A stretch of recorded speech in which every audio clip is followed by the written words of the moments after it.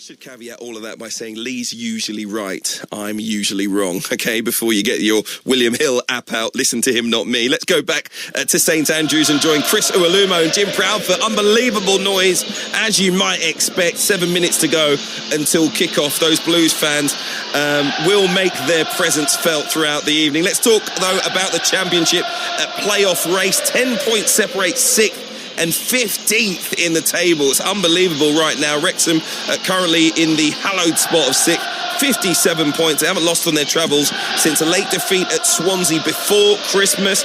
From the last 18 points on offer on the road, Wrexham have collected 16 of them. Big win for them this weekend. Do you think Wrexham are going to open up a bigger gap? They've got a 4-point gap right now. They're going to open up a bigger gap on 7th in the coming weeks. Chris, what do you make of them? Yeah, I've been very impressed. You know, I think recruited well, brought in the qualities there. He can rotate players. You know, it's very, very competitive, but they're getting over the line. You know, come this very important time of the season, I think it was always the case. Let's be within touch and distance. They've probably surpassed that, and now it's a nice habit, like you say. Collecting 16 points out of 18. It's a fantastic return, isn't it? Absolutely fantastic. The only thing now is certain teams who we've been saying have been massively underperforming have started to really hit the level in terms of the quality of player. Southampton hitting their stride. 6 wins, 2 draws in the last 8 games, and they look dangerous. Yeah, they do. You know, I've got to say, I have covered them a lot. You know, you got to remember when he's come in as interim and went on a nice little run there. There was a little bit of inconsistency. Players have moved on, came in, and they're getting over the line. You know, not completely convincing, but it's all about the result, isn't it? And I think that's where he's got individuals in that can get that all-important, decisive goal. And like you say, coming into this period of the season as well, just getting a little bit of momentum, making winning a habit, or just definitely not losing games as well, putting that little bit more pressure on the teams above, testing the character of those. No, it's like you say, a fantastic position to be in. I think that when you look at those two, Hugh, the difference between them is that Wrexham have only got 2 of the bottom 9 left to play. Southampton got 5 of the bottom 9 left to play. So I know that there are no guarantees, and that the relegation battle is also very intricate, and so there are sides that they're going to be up against that have got plenty to play for. But I think that for me, would suggest that Southampton will finish above Wrexham, even with a 4-point deficit at the moment. Chris, what do you make of one of your former sides in the shape of Watford? Ed's still the new manager. Next 9 games: Sheffield Wednesday, Stoke, Wrexham, okay, but then Leicester City, QPR, Charlton, Oxford United, Sheffield United, West Brom. I mean, there is a chance within that they can put together a decent winning run. No, 100%. You know, I think that's exactly what the demands that he'll put on, that'll be kept in the dressing room as well. I just felt when I was covering the game at home against Ipswich, went out very, very defensive, especially at Vicarage Road. I think he got that one wrong. He dealt with it. He made changes at half time, and you know, I think he showed his adaptability there. So no, it's a nice run in, but it's a Championship. No matter who you're playing, where they are in the league or in the table, you have to go out there and fight for everything to try and make sure you maximise the points. And Blues fans will tell us not to forget about them, particularly if they can get a big result tonight as the 2 sets of players make their way out onto the pitch. What are you expecting to see from both sides tonight, Chris? Yeah, you want to see energy, you want to see the quality. I do feel that the way that Middlesbrough set up is probably going to try and sit in, be compact, play counter-attack football. So Birmingham, they've got to show that kind of that willingness and a little bit of ounce as well in that attacking third to go and be creative, movement, take opportunities. So, and then Middlesbrough, as we've seen before, they are comfortable with the ball. They can try and get some sort of foothold if they feel that Birmingham aren't capitalising on that.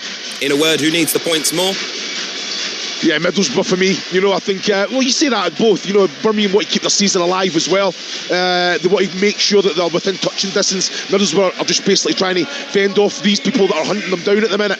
And the draw's not enough, I don't think. I just feel that it's all about just putting points on the board, maximising, going unbeaten, especially here at St Andrews. Yeah, I get it, but too many draws as of late. I said it in a word, but thanks, Chris, nonetheless.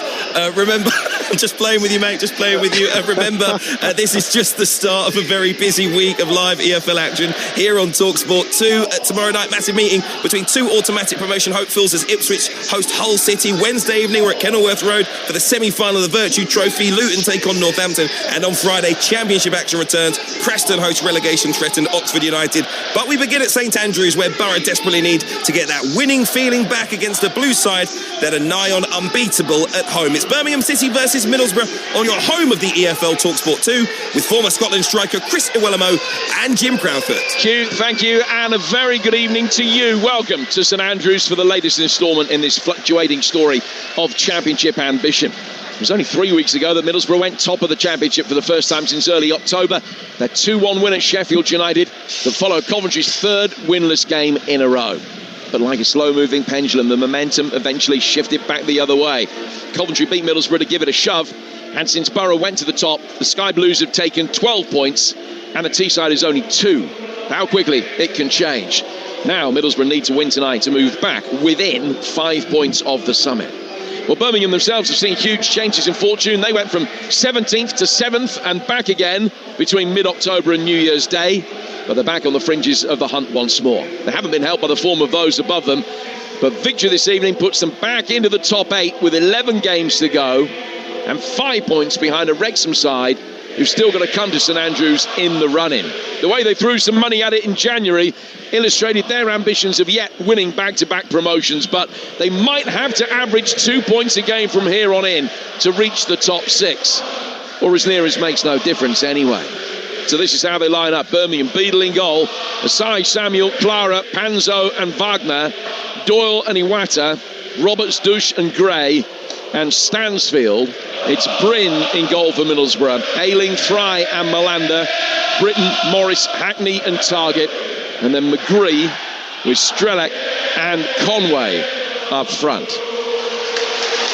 In terms of the subs, Peck back on the Blues bench after a shoulder injury alongside Allsop, Laird, Neumann, Vicente, Fujimoto, Furuhashi, Osman and Priska. Borough have got George Edmondson among the subs after 9 weeks out through injury, along with Wildsmith, Whittaker, Gilbert, Monroe, Brown, Sen, Hansen and Sarmiento. Referee tonight is Tom Kirk, who has been given occasional Premier League games this season, including last weekend at Palace, and he gets us underway in this one. Borough in all red, immediately giving it away from the kickoff. And a first opportunity for Iwata to be able to bring the ball forward for Birmingham, down towards the corner flag where eventually he ran out of room. And it's going to be a throw that will be taken by Middlesbrough, hemmed in by their own corner flag in the left-back position. Here on TalkSport 2, almost a catastrophic start as far as Middlesbrough were concerned, with the ball given away inside 5 seconds. Yeah, you're looking at Dasum Malander as well. He's having a little chat with Riley McGree, just wanted to come and receive the ball. Just got to have that understanding. You see Iwata on the front foot, just try and win something, that attacking third, get a throw in or a corner kick. Just ran it out of play.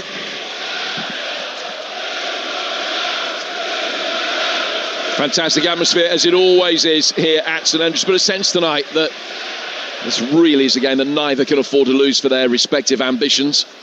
Middlesbrough would have been beaten. They would be 8 points behind Coventry with 11 games left. Already, and bookmakers reckon that it could well be Ipswich that would finish above them. They've got 2 games in hand, 3 points adrift. Well, it's 2 games in hand on Middlesbrough after tonight, in fairness. So it could be 2 games behind them, but 6 points behind. Ball out of play for a throw that will be taken over on the Birmingham left in what's been a beautiful day here in the West Midlands, albeit that at the moment there's still plenty of smoke hanging in the air after the fireworks that went off before the game. Ball played forward down the Birmingham left, and the offside flag is up as Luke Ayling clears anyway.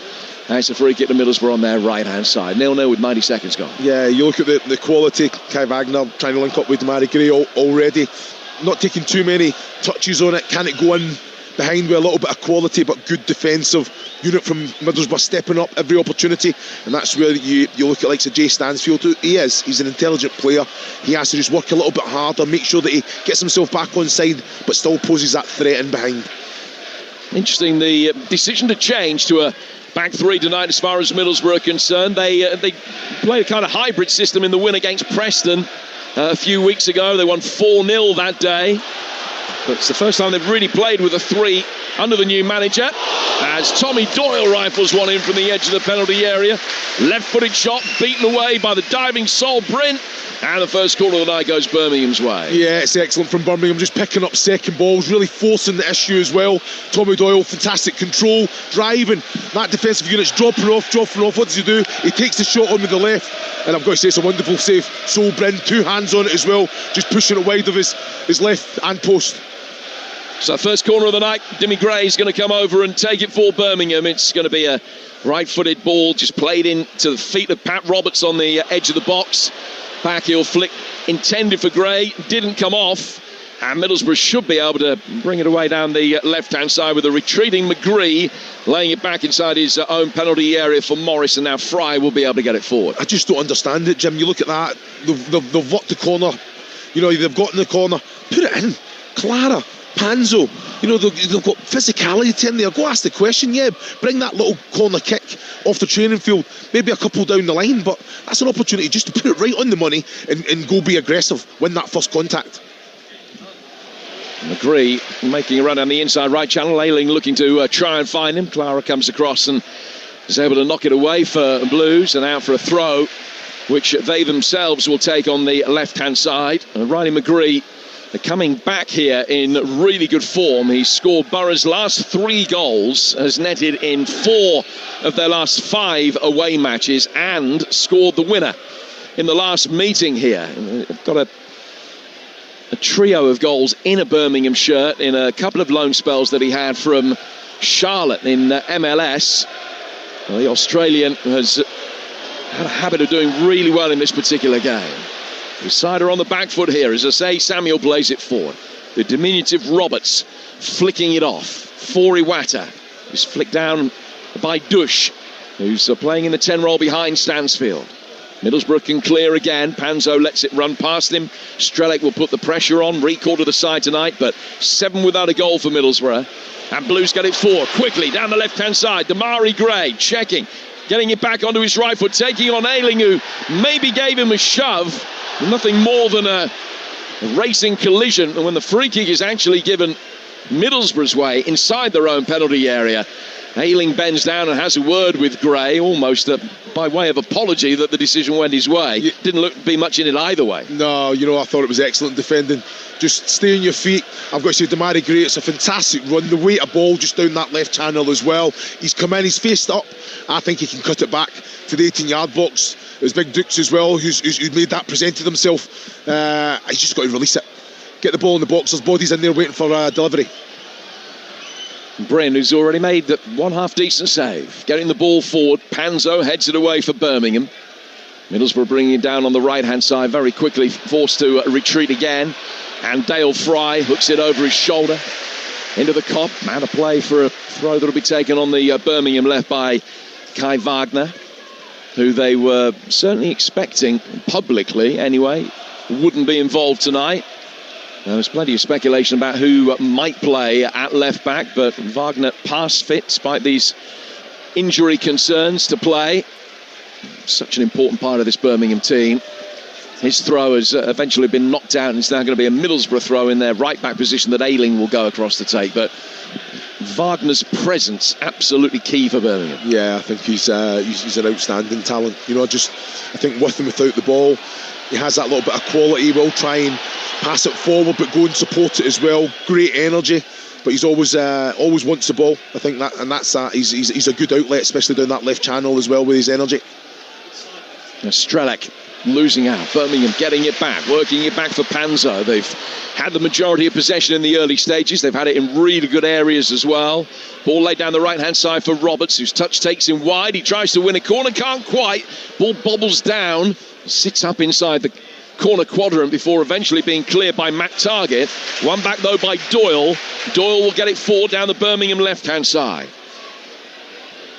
And again, Gray has it. Another opportunity for him to try and run towards the edge of the penalty area. Deflection on his cross. Fry heads it away. Falls for the blonde-haired Clara at the back for Birmingham City. Down for Asai Samuel. 0-0 here on Talksport 2. Good start from the host. Stansfield whips it through the 6-yard box, but Dush couldn't get there to attack it. Comes back out for Wagner. Another ball in. Fry can deal with that one. But Middlesbrough being hemmed in inside their home final third at the moment. Iwata trying to take it on. Stansfield tries to wriggle his way through. The referee again puts whistle to mouth, and he's seen what he perceived to be a foul by Iwata on Morris to give Middlesbrough a free kick. Never been a foul, Jim. You know, I've got to say, Birmingham wanting it more, picking up all the second balls, having that real quality. Now Middlesbrough work it forward themselves down the right-hand side of the box. Tommy Conway with a shot that was blocked. And Birmingham should be able to get it away with relative ease. Down to the left for the retreating Gray. Dush then turns, swivels and heads the ball back out to the left-hand side as they try and make further ground. They can't quite.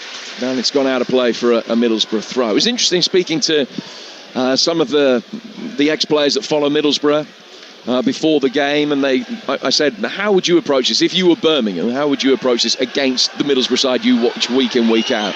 And they said we'd sit in tight, soak it up, because we don't feel that Middlesbrough can break down sides that sit and are quite resolute behind the ball, but there's a susceptibility about Middlesbrough on the counter-attack. And it has to be said, Birmingham have done the complete opposite of that inside the opening 8 minutes. And I'll put that down to this environment, Jim. I think it's so important to get these fans behind you, because that, I think the players have showcased how well they've done at home, that can get the best out of themselves. And sometimes they're good enough, they've recruited well, the quality's there. Let's go and you want to try and make us sit back in our own place. Not going to happen tonight. And I think they've started fantastic well, but Middlesbrough did show that little threat. Obviously with Tommy Conway just getting in behind, and that's where Birmingham will have to not be complacent. It's not all gun-ho. They're in control of the game at the minute, but they have to make sure that they're looking behind as well, making sure they're defensively sound. Clara gets the ball forward. It's flicked on by Dush, but cleared by Malanda. On the left of the three centre-halves for Middlesbrough. Last time they started a match with a back three was the game before Kim Helbert took charge, when they were beaten 4-2 at home by Coventry. Here's Stansfield now towards the edge of the penalty area. Square to his left-hand side. Damari Gray works it wide, gets a left-footed shot in, really well blocked by the covering Callum Britton. And it goes out of play for a Birmingham corner. Again, it's just Jay Stansfield, right place, right time, picks up those little pockets as well, and has the awareness just to find Damari Gray. It's an excellent block. Callum Britton just threw himself at that, and that's what you've got to do. There's a few bodies actually threw themselves at it as well, but Britton got the block. Just great quality from Birmingham from back to front. Actually went just the other side of the corner flag, out of play for a throw that Birmingham took quickly. They've worked it from the far touchline, the left, down to this near side, the right, as they kick from left to right, defending the Tilton in the first 45 minutes here at St Andrews. Iwata with the ball at his feet goes back to his goalkeeper James Beadle. It's 0-0 with plenty of Birmingham dominance and nothing to show for it through the opening 10 minutes. Middlesbrough certainly know they're in a game. I think Kim Helber will change this formation. You look at likes of Tommy Doyle, Iwata, they're getting so much space in there in those little pockets. You either have to say to Aidan Morris, Hackney, McGree, they have to go man for man, or you're basically just sitting and allowing Birmingham to completely dictate and dominate this game. At the minute, Tommy Doyle's finding too much space. Iwata, he's finding those little pockets, so they have to affect that. The players have to take responsibility. Or you can see he's very animated. Kim Helberg, it's one of them. I'll be surprised if he doesn't change the formation. Yeah, he's standing in his big, thick black coat, and looks far from happy. It's not a night for a big, thick black coat, not when you're from the east coast of Sweden like he is. Here's Pat Roberts bringing the ball forward now for Birmingham towards the edge of the area. Little 1-2 with Gray, and he could unleash a shot. Ayling did well, bravely, threw himself into the line of fire. Middlesbrough struggling to get it away. Morris caught in possession by Roberts. Ball comes in from the Birmingham left, and Ayling can knock that one clear before Britton pokes it further forward. Now Hayden Hackney can venture towards halfway and might just be able to get Middlesbrough going here, but he's asked a lot of Strelec, and Claro is across to cover and get it back for Beadle. Jim, when you look at actually Kim Helberg, he's actually speaking to target, and Britain, they go into a flat five. They've got to go out and get in the face of Roberts. Roberts is getting the ball, and Matt Targett's nowhere near him. can't help but going mad on. Callum Britton's doing the exact same. So is it Luke Ayling, is it Malanda that's saying, you know what, you come in and protect us when you're usually a 3? It does usually turn into a 5, but they've got to go and affect the game. They've got to turn that formation into a positive. So like to Target, Britton have to be a little bit more advanced, so it's basically a flat 4 in midfield. And now Morris has got it forward, and Target is in and scores, and Middlesbrough lead by a goal to nil. Their first attack of the game, 13 minutes in, one long straight ball over the top of the right back of Samuel. Target ran onto it, and he had time through one-on-one to beat Beadle, fires it in, and it's 1-0 to Middlesbrough. A real smash and grab. When you look at the movement of Target here, and I've got to say it's very, very tight. I thought he was offside. Ossie Samuel's all eye on the ball. His body shape isn't right. He's not looked at Mark Target, but he doesn't care. He's taken that on his chest. He's going to get the opportunity. Ossie Samuel didn't have a clue where his man was. And I've got to say it's an excellent finish. Completely against her on the play, but that's when you've got to be switched on. When you're completely dominant. And wait until you look at the movement. We'll see in the cut of the grass. I thought it was very, very, very tight. You know, when he goes, you're looking at that now, leaning over. You know what, I'm looking at that. I think he's on. You know, you're looking at it's Panzo, isn't it? It's probably the deepest. A great first touch as well, and then he just slots it in. It's an excellent finish. Well, the Birmingham players immediately turn and look for the offside flag that didn't come. It is very close, and from the angle that we've seen, you can't be sure definitively one way or the other, as Birmingham from the kickoff try and get Gray in, but Bryn will come out and gather. You can't be sure without seeing lines drawn on the pitch. It's very close. I think if the assistant referee's got it wrong, I think it is within an acceptable margin of error to the human eye in real time. Middlesbrough leading, and they've taken the lead in 16 previous games this season in the Championship. They have won every single one of them. Haven't dropped a single point from 1-0 up this season. They didn't lose at Fulham in the FA Cup when they scored first. But no side in the division is as adept at protecting leads as they are. And they've got the advantage against the run of play 13 minutes in. No, I think it's how they manage games, you know, having that experience to see it out. Like you said, the way they're set up as well is probably perfect for that smash and grab goal as well. Birmingham have to throw everything at it so they can try and capitalise on those little pockets and that defensive unit that Birmingham will have. It's all about risk and reward. They have to take a little bit more risk to try and get back in the game. They have to react in the right way to showcase and keep this atmosphere in this stadium. Beadle comes flying out of his penalty area and heads the ball away, and there was then a clash of heads between the Birmingham City keeper and one of the defenders. I think it's Jonathan Panzo that is down hurt. As he came back, Beadle came out and has wiped his defender out. So I think it might be Beadle's head or shoulder. It's not the head of the defender Panzo that's been hit. But that is a real sore one and a problem for Birmingham, with both players needing treatment. Yeah, it was a decision that Beadle had to come 100%. But as soon as he's made contact with the ball, Panzo's kind of relaxed, knowing his keeper's there. But just the momentum, the actual pace he got on the ball, the clearance itself, he actually took Panzo out. And I think he's got him in the lower regions, you know, just the lower stomach. But Beadle's took a sore one there. Well, Ryan Alsop is the substitute goalkeeper. He's only made a couple of league appearances since late September. A player that does have Premier League experience with Bournemouth. He also played really well in the cup tie here against Leeds that we brought you over on Talksport 2 a couple of weeks ago.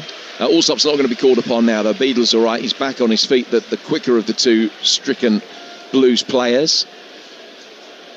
And the break allows both coaches to get the players around them and orchestrate a little bit of fine-tuning after what they've seen through the opening 15 minutes or so. Panzo's back on his feet as well, and he's okay. He's going to be able to continue. So as it stands right now, Coventry 71, Middlesbrough 66, Millwall 62. That's the top three.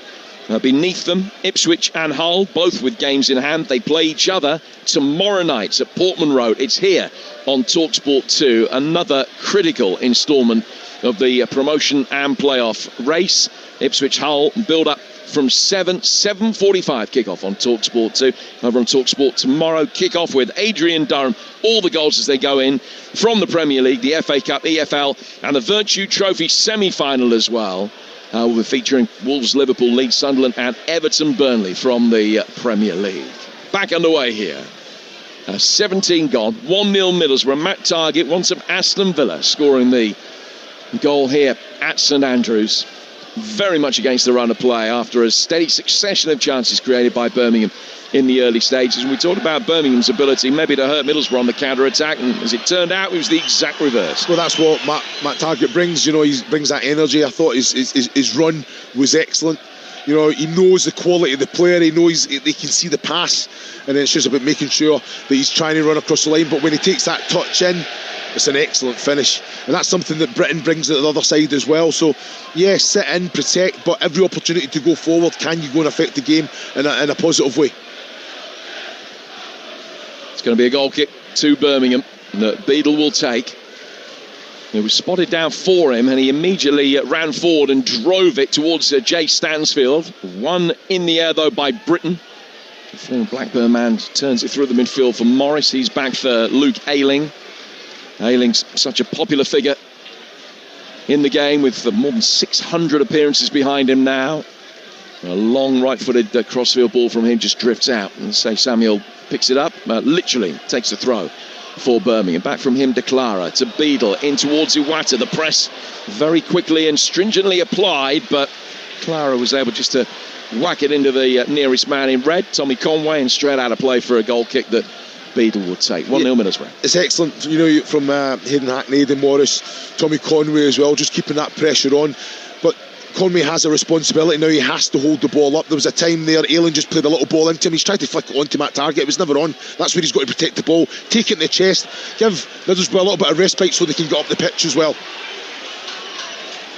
Well, just looking at the positioning of Luke Ayling at the moment, who started on the right of three centre-halves and is now seemingly playing as a defensive midfielder. I don't know whether that's just in this passage of play, or whether he's been asked to come into a more central area, and they are effectively going to play with a 4. The ball goes back for Bryn. Bryn goes out to the right-hand side where Britain will be able to clear. Ayling is back in the kind of position that you'd more expecting to see him in. Middlesbrough getting it forward again. Out of the far touchline for an excellent sliding challenge from Clara. Can steer it away from Strelak, and out for a throw that'll be taken on the Borough right-hand side by Callum Britton.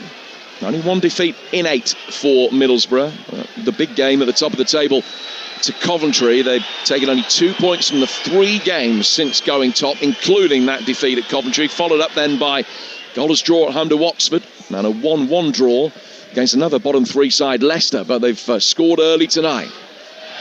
They don't score a second one there, though, as the ball sat up on the edge of the box, and it was a left-footed shot that probably missed the target by 15 yards, I would think, from Hayden Hackney. Yeah, but it's picking up second balls in the right position as well. Looking at Kai Wagner, he's trying to affect the game by going and trying to help that press. You know, and Middlesbrough have been quite clever, just quality down that right-hand side. Strelic kind of pulling out to the wide area, but it's usually Conway. But he's definitely on again. Well, try and work him in. I say Samuel covered his run that time and gets it back for Beadle. Beadle side-footing it out. Didn't quite have the strength to get to Clara immediately. Strelak should have made more of that. He got the touch inside the penalty area, and Clara then dispossessed him. But this is playing too much. Beadle there, I think you just got to clip it. You got Big Dukes up there. You know, give him the ball, give him something to hold on to. Overplaying it just invites the pressure on, especially the way that Conway and Strelic, they actually press very well together. And you've got a Hackney and McGree just in behind as well. It's not on to play there. Ironic cheers from those on the tilt, and as Beadle with the ball at his feet goes long that time. And then Ayling is pulled down by Douche to give a free kick to Middlesbrough, 25 yards outside the Birmingham penalty area. There's not a lot in it for me. You know, I think Luke Ayling just kind of running. He's just waiting for any kind of contact. Very, very light one. It's not. The referee has to do better there. You know, Thomas Kirk, you know, he's there. He's positionally perfect. It's not enough to make Luke Ayling go. He's running into no man's land. So this free kick, Matt Targett stands over it. Raises his right arm above his head.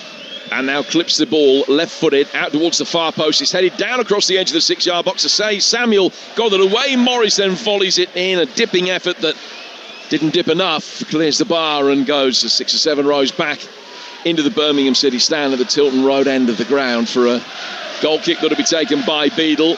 Just one home defeat in 41 league games for Blues, and that was against Hull here. They're unbeaten in 12 since that loss back in October, although they've drawn as many as they've won in that time.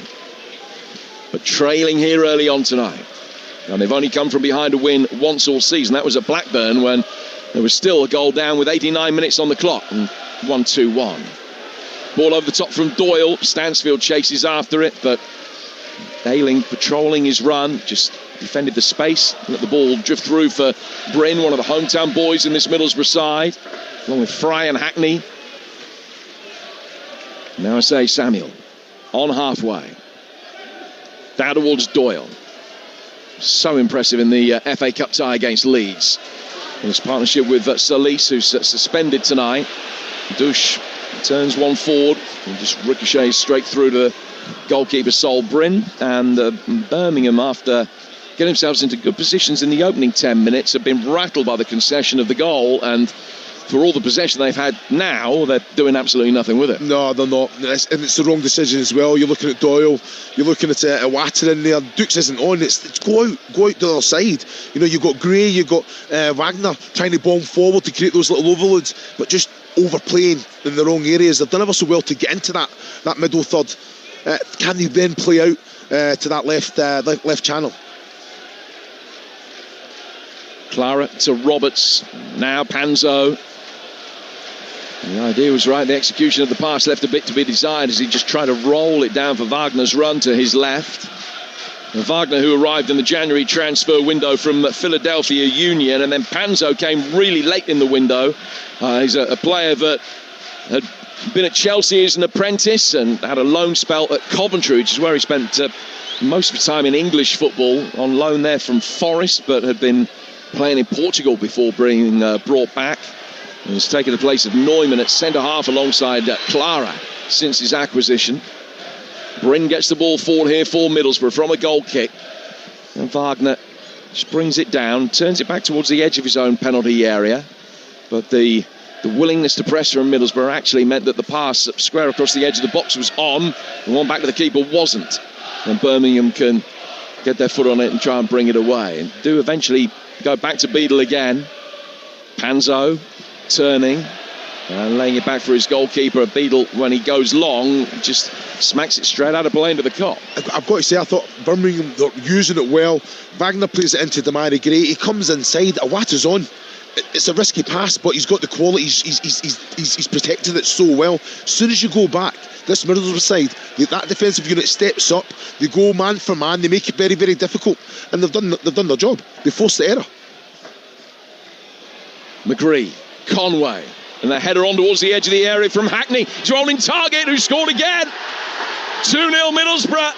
And the travelling Teessiders away to our right-hand side of the railway end are in raptures. Birmingham undone from Borough's second shot on target, and Matt Target is on the double for Middlesbrough, who are 2 up inside 25 minutes. Managing the game, it's an excellent goal. Forcing the error, keeping the pressure on, getting the throw in, working it well, and you know what, just wanted it more.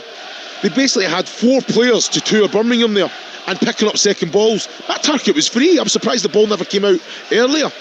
I just don't understand what Birmingham are doing, overplaying in the wrong areas, inviting on it. You can't take nothing away from the finish. The way to pass into Matt Target, being in that position, understanding who's taking responsibility there, Jim. It's on the monitor in front of us now. Matt Target, he's just scored.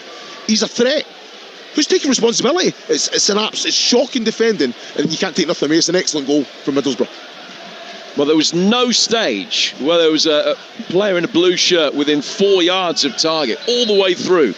He just waltzed up into space around the edge of the penalty area, waited for it to come his way, and when he did, he was able to put the ball away with ease. And then from the kickoff, Birmingham laid the ball back for Beadle, and it almost became a fight ball as he was put under pressure from Conway. Birmingham in danger of imploding here, and the crowds are venting their spleen. Now they have to show character to be able to manage this as well. They've been poor. They started so well, on the front foot, moving the ball, great energy, getting forward. Okay, yeah, they've conceded a goal, a lot of football, a lot of time still to go. But straight away, just trying to overplay. I don't understand what I'm watching. I remember seeing this Birmingham side away at Swansea, and this is how they played, very much within themselves, allowing the other team to dictate the tempo of the game.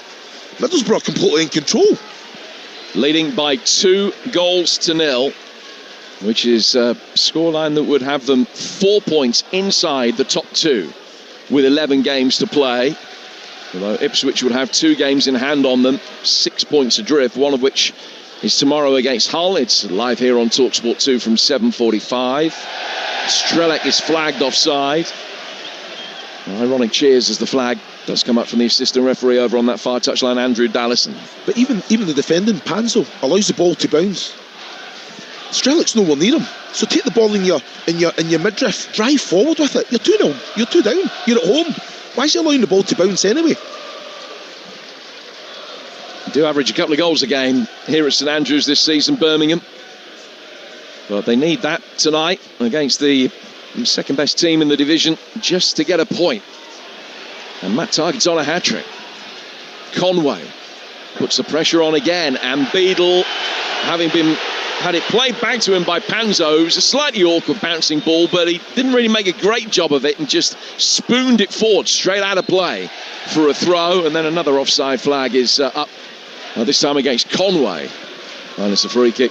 2 Blues level the edge of their own penalty area. Birmingham City 0, Middlesbrough 2, with 28 minutes gone here on Talksport 2. Yeah. Clara put under pressure. That Middlesbrough press is something that Birmingham can't deal with.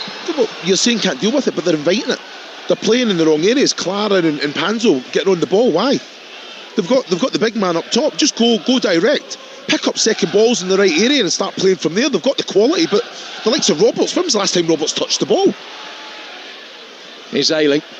He's beautifully brought that down to get away from Stansfield, then rides a challenge of Gray, then one from Dush, and works it out towards the right-hand side for Callum Britton. Fry, and now Malanda, and he can come forward over halfway. Chris Davies is absolutely furious with the way that Middlesbrough have been able to get out there. Target, little 1-2 between him and McGree on the edge of the penalty area. Hackney will take over. Back it goes down for Target again. Hackney with the chance to deliver as Middlesbrough look for a third. It's a clever little flick taken on by Riley McGree. He will turn into trouble, and then as Hackney puts the foot in, all he can do is divert the ball out of play for a Birmingham throw. You can just see the confidence in Middlesbrough now. You look at that Matt Target, he's not thinking about sitting in a flat 5 now. He's up and basically out on the right of Conway, asking that question. Is that probably the furthest man forward now? Callum Britton has that understanding. He kind of just comes in as a flat 3 with Morris and Hackney, but they're on the front foot, and that all comes from that defensive unit. You look at likes of Ayling, you look at likes of Dale Fry, Malanda stepping forward, winning balls, not letting balls bounce in front of them. I just don't understand. Panzo's had 3 opportunities to go and put the head on the ball. Why let it? As soon as the ball bounces, it's in the favour of the attacking player. Matt Target with the ball in his hand. 7 goals in over 250 games before tonight. 2 in 13 minutes this evening. Still got the ball in his hand, eventually taking the throw. Finds Conway. Back from him to Ayling. He sweeps it forward straight to Wagner. Wagner side-footing it down the channel for Damari Gray, and Ayling comes across and rectifies his own error with a well-timed challenge that puts the ball out of play for a throw over on the Birmingham left, and then they get another as Doyle backheels it into McGree. That is the outlet. Wagner getting on the ball. Gray, I think his movement, he's such an intelligent player as well. He's got that athleticism, that power in his run as well, but the quality of the ball for there, Wagner, the quality he's got, just a little bit more on it. Ask that question, turn Luke Ayling into that channel. Great defensive challenge from Ayling, in fairness. Birmingham take another throw. Almost win a corner. They can't quite do that with Stansfield battling hard. They do get a throw down by the corner flag. Stansfield leaving it. The throw taken. Short towards Dush. Doyle goes down. Referee says play on. And Middlesbrough will bring it forward. 5 against 4 here. Birmingham struggling to get more bodies back goal side. Tommy Conway in space on the left. They've worked it out towards the right where it was Hackney that whipped it in. The 5 against 4 on the counter-attack, but there were Birmingham players treading water as they attempted to come back and get goal side. Well, you see attempted, Jim, and I'll tell you, there was no attempt there for them to track back, and it was an absolute disgrace. You're looking at Awata, you're looking at Tommy Doyle, break your neck, sprint in straight lines, go and affect it, try and get the numerical advantage there, get that player back. It was poor. It was poor. I've got to say, I thought it was a free kick in fairness on Doyle. If the referee wants to be a little bit consistent, but again, got the block in. Tommy Conway, wrong decision to take the shot on there. I think he's got to manipulate the ball again and try and capitalise with that extra man. Middlesbrough do have a free kick, and it is midway between the right-hand side of the box and the far touchline.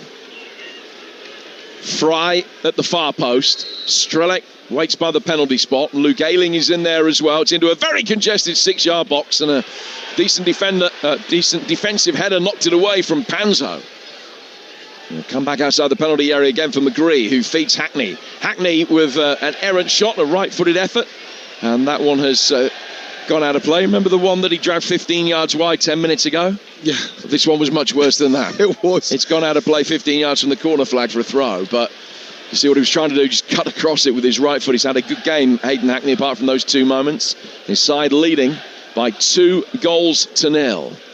That's it. I think he has so much influence, isn't he? And I think you don't mind him getting in on the ball and driving into the 18-yard box, and what he's trying to do there without much backlift whatsoever, just manipulate that ball onto the right and just try and punch it, try and take Dido by surprise, because there's a lot of bodies in front of him there as well there, but just the connection just wasn't right.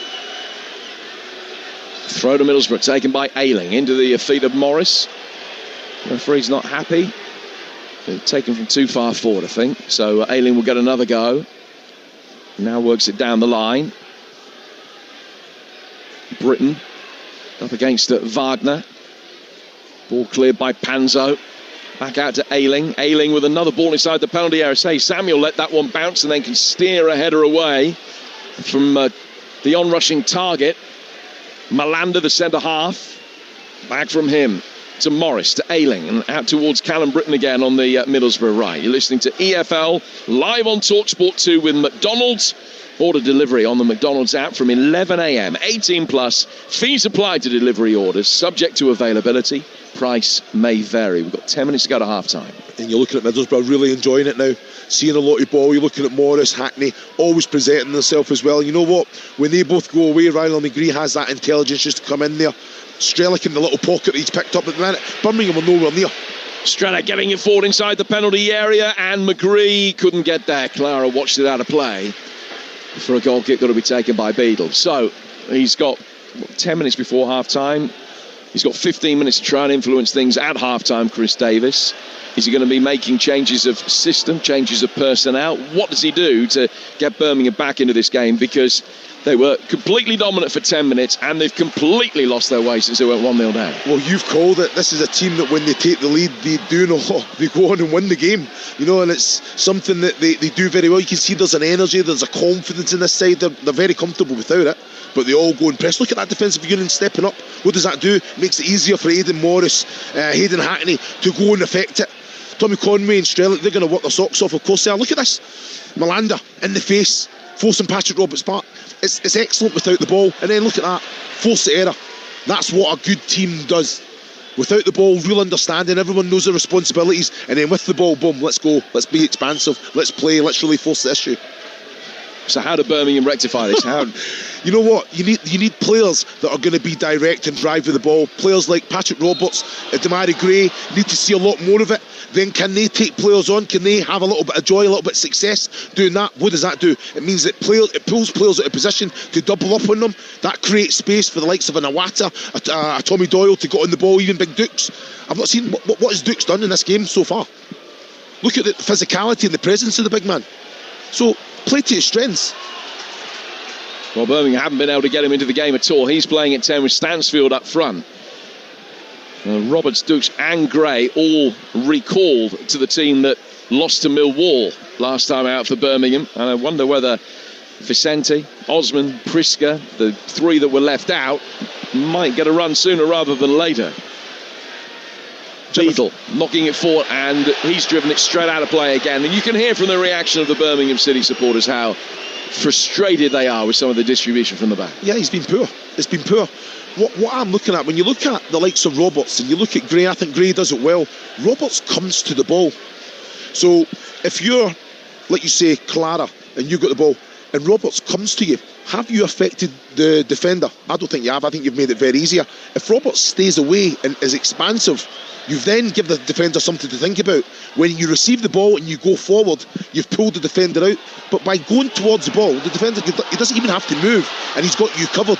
And I don't understand that. He's such a fantastic talent, Roberts. And I understand he wants to come and affect the game in a positive way, but he's going to affect the game by staying in that attacking line and receiving it expansive.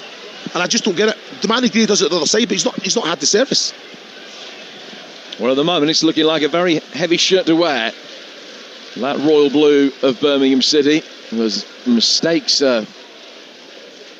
manifold. The latest one from Doyle, who overhit a pass drastically as he tried to get the ball down the right-hand side. It's gone out of play for a goal kick that Bryn will take.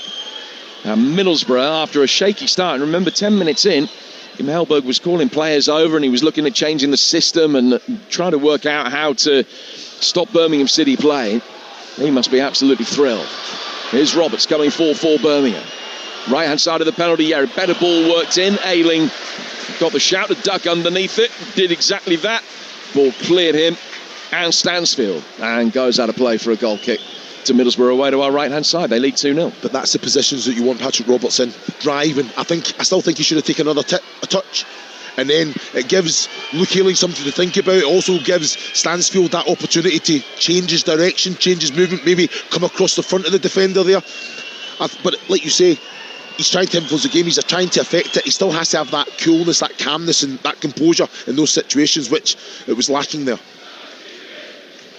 Stansfield going up for it, and it's a knock back. Ayling will be able to clear. Ayling's ball up the right-hand touchline.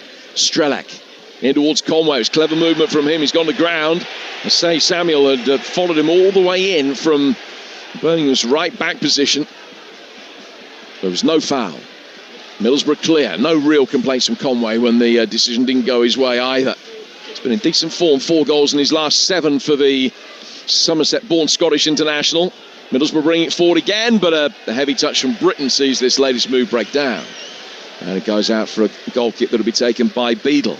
We talked before the game about what you might need. Difficult to know exactly what the cut-off's going to be between second and third. I think that Middlesbrough probably will be looking at maybe another 25, 26 points to get them over the line. I think for Birmingham to finish in the top 6, as they, again, are guilty of overplaying it at the back, very nearly concede a corner. I say Samuel will be able to get it away. I think Birmingham will look at it and feel that they need a bare minimum of 72. So that's going to be 23 points if they don't come back in this from their last 11 games. And that's promotion winning form over the last quarter of the season. No, it's always a difficult ask, you know, in the Championship. You know, we're so relentless. They definitely have the quality in the squad that can do it, but there's just so many teams that are relying on things to go their way. And I think when you look at this Middlesbrough side with the quality they've got, the quality and depth they've got, the manager that they've got that has that adaptability as well, they just know how to get the job done, Jim. You know, really against the run of play, get the goal. But look at this team, the confidence. Target getting the ball forward. Birmingham just hammer it clear, but it's very easy for Dale Fry to run round it. Bring it back under control for Middlesbrough inside his own half. He's got it forward here for Alison Malander, the Frenchman, another one that played in MLS before making his move to Teesside.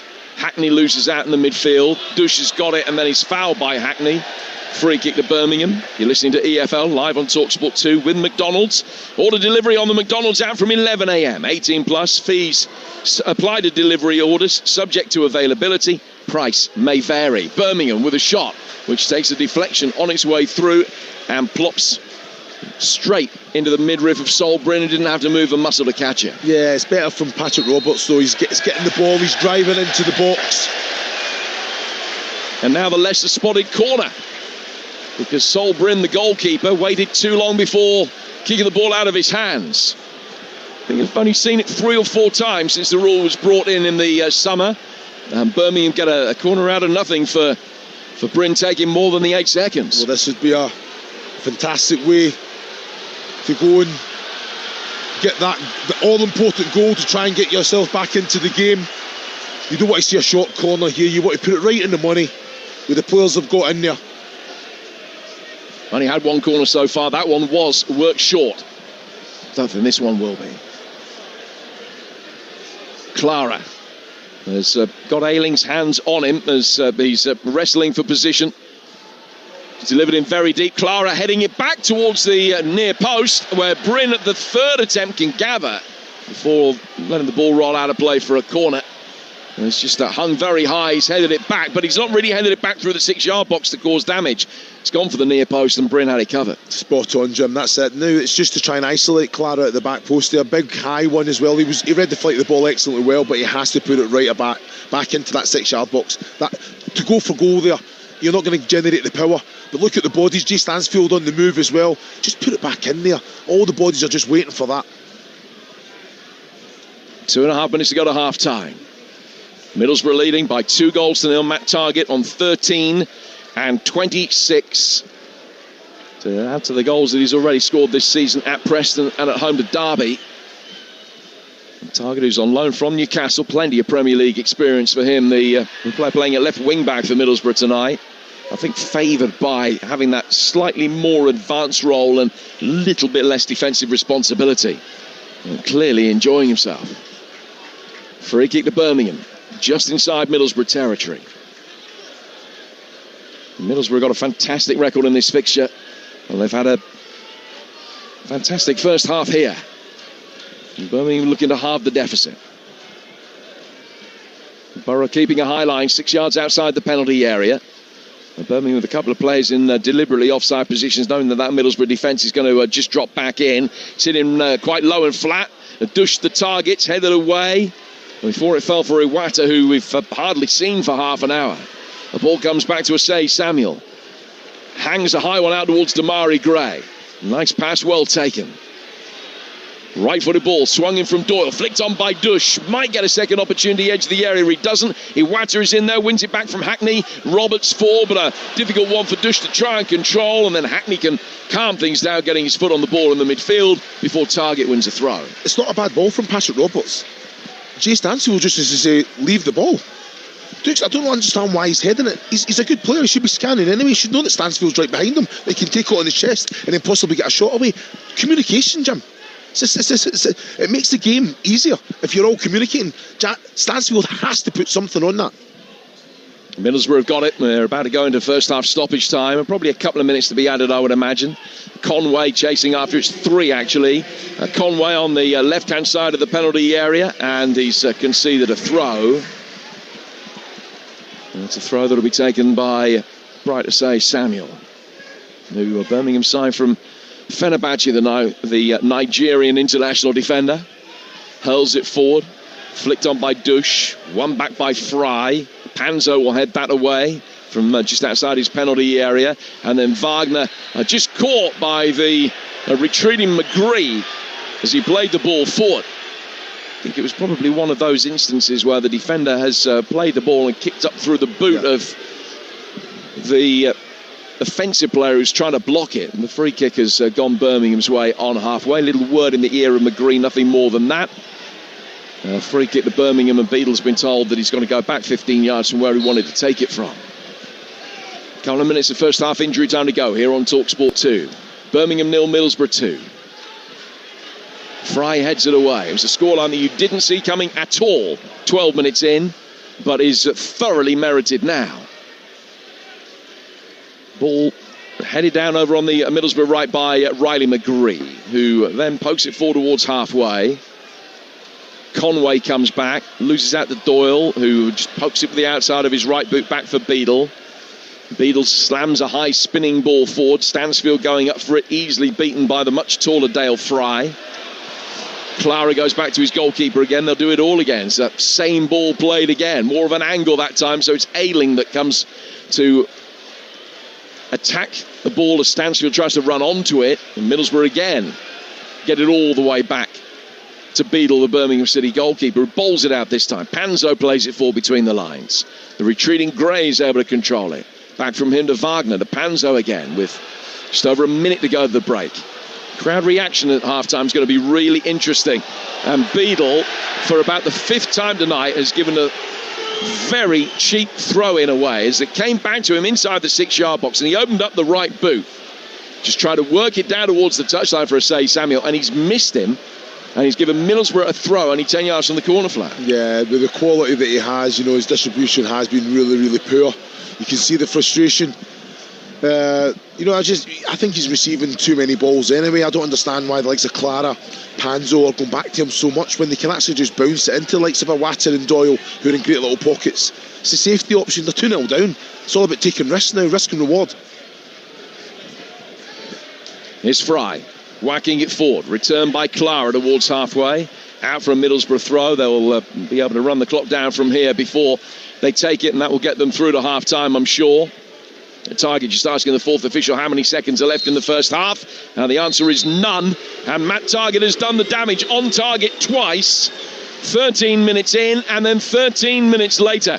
Birmingham, much the better team until Middlesbrough scored. Borough, infinitely better since. And they're thoroughly meriting the 2-goal advantage at half-time. Some muted boos, understandably, from the Blues fans as the half-time whistle blew. They've got a lot of work to do already, 8 points off a playoff place. They're not going to be picking up anything tonight by the look of it. Half-time at St Andrews, Birmingham 0, Middlesbrough 2. Some very dejected looking Birmingham fans inside St Andrews. The players share the same sentiment by the look of it, but maybe they've got more say in how things could have gone in that first 45 minutes. And as Jim pointed out, they didn't start too badly at all. Looking at the stats, they actually had 54% of the possession in that first half, which does surprise me, but only 0.32 expected goals compared to 0.87 for Middlesbrough, who've had 7 shots, 2 on target, both of them resulting in goals. 5 shots, 2 on target as well for Birmingham City. So the stats make it look closer than the scoreline, that is for sure. I'm very surprised, Chris Uolumo, in terms of what we've got in that first 45 minutes. What's your view on it? Yeah, I'm surprised. I've never seen that result. I've got to say, I think the way that Birmingham started, I expected that. When you look at the setup, the formation, the personnel chosen, started really well. Got into areas, movement, never took their opportunity. And then the goal came from absolutely nowhere. You're looking at Kim Helberg. He was actually he was very animated. He was firing information, instruction. Matt Target wasn't getting in the face of Roberts. Callum Britton wasn't getting in the face of Damari Gray. It was a flat back 5. They were Birmingham picking up second balls, moving forward with quality. All of a sudden, great little ball in behind, get the goal. Spun the game on its head, hasn't it? It's just one of them. Middlesbrough being completely in control, really forcing the issue. That defensive unit for me, very vocal. You look at Malanda, you're looking at Fry, you're looking at Ayling. Ayling's been excellent defensively, stays on his feet, timely challenges. Can they pass forward? Don't take risk. Don't play in the wrong areas. If in doubt, just a little bit of quality into the channels. If it's for Strelic to chase, Conway to chase, Britton or Target to bomb forward, and then off the back of that, Birmingham overplaying in the wrong areas, and then press them well, get a throw in, and again capitalise. How can Target have so much time for the second goal? I think it's embarrassing for the fact that you're looking at like you say, even a Roberts, a Dukes, a Stansfield to say when they're looking back and seeing it all, where's the danger? Yeah. Someone's got to take responsibility there, surely. Honestly, though, Matt Target sniffed out the opportunity like a real, genuine attacker would. He could see the play from the back from Birmingham City there was a chance of it breaking down, and he wanted to provide an extra body. The timing was absolutely perfect. The reading of the game was absolutely perfect. All of his experience, all of his quality in that moment came to the fore, I think. And in particular, the first goal as well, although you'd have to be very disappointed from a Birmingham perspective. Bright Asai Samuel has absolutely no idea where Matt Target is. He's run 40, 50 yards, unchallenged, unchecked, to get the ball, chested it down, slotted home to put Borough in front. And that probably was the key turning point in that first half, because it came so against the run of play. Yeah, but it's schoolboy defending. As a centre-back, if there's no pressure on the ball, you open up your shoulders getting ready to run. So or you've got to at least have an eye on where the danger is. Target's the danger. It's like say Samuel's got his complete back to him. There's no pressure on the ball over the top. So wait a minute, his body shape's in the right position to actually go and run back, but he doesn't run back. He tries to stretch for the ball. Why does he not put his head on it? And then once Matt Targett takes the ball in his chest, it's you're second best. Then you have to then rely on your goalkeeper to make the save. And I'm afraid Beadle's had a poor half. I think with the ball at his feet, he's been horrendous. And I just feel that, he's had 2 shots on target. He's conceded 2 goals. Both good finishes, you have to say. Credit to Matt Targett. Great finishes, kept the ball down, slotted both of them in as well. I'm so intrigued to see what both managers do now, because as we know, if a goal for Birmingham City brings them back into this game with the home side on their back, they can make it 2, and then who knows what. Yeah. But actually, we spoke about the approach from Middlesbrough, and there's part of me that thinks you just don't change. You don't even change. You don't sit back. You don't allow Birmingham City to come on to you. You don't give them any opportunities, despite the fact you've got a 2-goal lead. And for Birmingham, you almost have to change at this stage, although that means more opportunities possibly for Middlesbrough. What would you do if you were both managers? Well, Hugh, I think Jim spoke about it in his commentary. This Middlesbrough side, when they get that first goal, they go and win the game. It's as simple as that. He set it up. He showed his adaptability, playing the formation that he's done. They've been in control. I think you yourself is surprised at 54% possession in Birmingham's favour. But what they've done with the ball, that's all been in their own defensive third, playing the wrong areas. This Middlesbrough side, when they get it, they play with a purpose. They drive forward. They go forward in numbers. How many times has it been 4 against 5, 3 against 2? It's too many times. So if you're looking at Kim Hellberg, you don't change much, and you expect, and there should be a reaction, that this Birmingham side comes out and throws everything at it. But when they do throw everything at it, that's another opportunity to go and get the 3rd goal. And capitalise. So this is where I think when you're looking at Chris Davis and you're thinking, is it going to be personnel? Because I thought they started really well. They just have to be a little bit braver. I think Panzo going back to the goalkeeper far too many times. Clara going back to the goalkeeper far too many times. Or say Samuel, I'm not having him. I'm just not having him at all. Wagner, I've not seen it. I've not seen the quality that I know that he has to get forward and create those little 2v1s and that attacking third. Demarai Gray's making the runs. He's not seen too much of the ball. Patrick Roberts coming back into the right back position to get on the ball. Why? Well, they're just replaying Matt Targett's goal on TV. And actually, although we're blaming Bright Asai Samuel, Jay Stansfield is following Matt Targett and suddenly decides, I think he's filled in for someone else's assignment. And at the exact moment that there's no pressure on the Middlesbrough midfield, when the pass comes to Targett, he decides, I'm going to sprint back into a forward position, and just leaves Matt Targett. So the moment that Asai Samuel's got his body in the wrong position, the last time he checked over his shoulder, Jay Stanfield was there. He decides he's going to sprint upfield, even though his side don't have the ball, and the Middlesbrough midfielders are facing his own defence with no pressure on the ball. It was a really strange decision, and it allowed Matt Targett the freedom of St Andrews. You're giving Asai Samuel an out. Jay Stansfield plays some part in it, though, doesn't he? Where is the danger? What is Asai Samuel's responsibility? It's to defend his goals, to protect his goalkeeper from getting shots. He never did any of that. Okay. He stood in no man's land, and then when the ball did come, because his body shape's right to actually run in behind, he actually goes and tries to stretch his leg at it rather than put the head on it. Last point on what might happen in the second half. We spoke before the game, and Craig Johns told us that a low block against this Middlesbrough side is something that they find it difficult to deal with. If a team wants to play on the counter-attack against them, could that be the way forward for Chris Davis, to actually put out a side that sits back? They're 2-0 down. Why are they going to play? Wait, no, I can't even let you finish the question. And plays on the transition. You can still score 2 goals on the counter-attack. Listen to this, right? So play on the transition. You're Birmingham manager. You're 2-0 down at home. You're going to say, let's play a low block. Well, they've got to defend better. All Middlesbrough have to do then is just say, you know what, Sobran, you've got the ball at your feet. What are you going to do then? They have to go after the game. They have to go and be aggressive, be on the front foot, force the issue, force the error, and then off the back of that, if they can get the next goal, it is game on. Okay. That's the whole point. They can't. If they play a low block, Middlesbrough, you have Dale Fry and Malanda doing keepy ups and keeping up with the head and the edge of their 18-yard box. Okay, all right. You've made your point very, very well, Chris Uwalumo. I'm on board with that. We'll be back with you and Jim Proudfoot very shortly at St Andrews. No laughing matter, to be perfectly honest, if you're a Birmingham City fan. On target twice in the first half. At the break, it's Birmingham City 0, Middlesbrough 2. EFL Live on Talksport 2 with McDonald's. The Big Arch is here to stay at McDonald's with its very own delicious sauce. Available from 11 a.m, subject to availability. Price and participation may vary. Wrong tool for the job? Don't make that mistake with your van. Get up to 30% off selected new Toyota vans and pickups with a warranty up to 10 years or 100,000 miles with every qualifying routine service. Visit your nearest Toyota centre or visit toyota.co.uk/van savings for more details.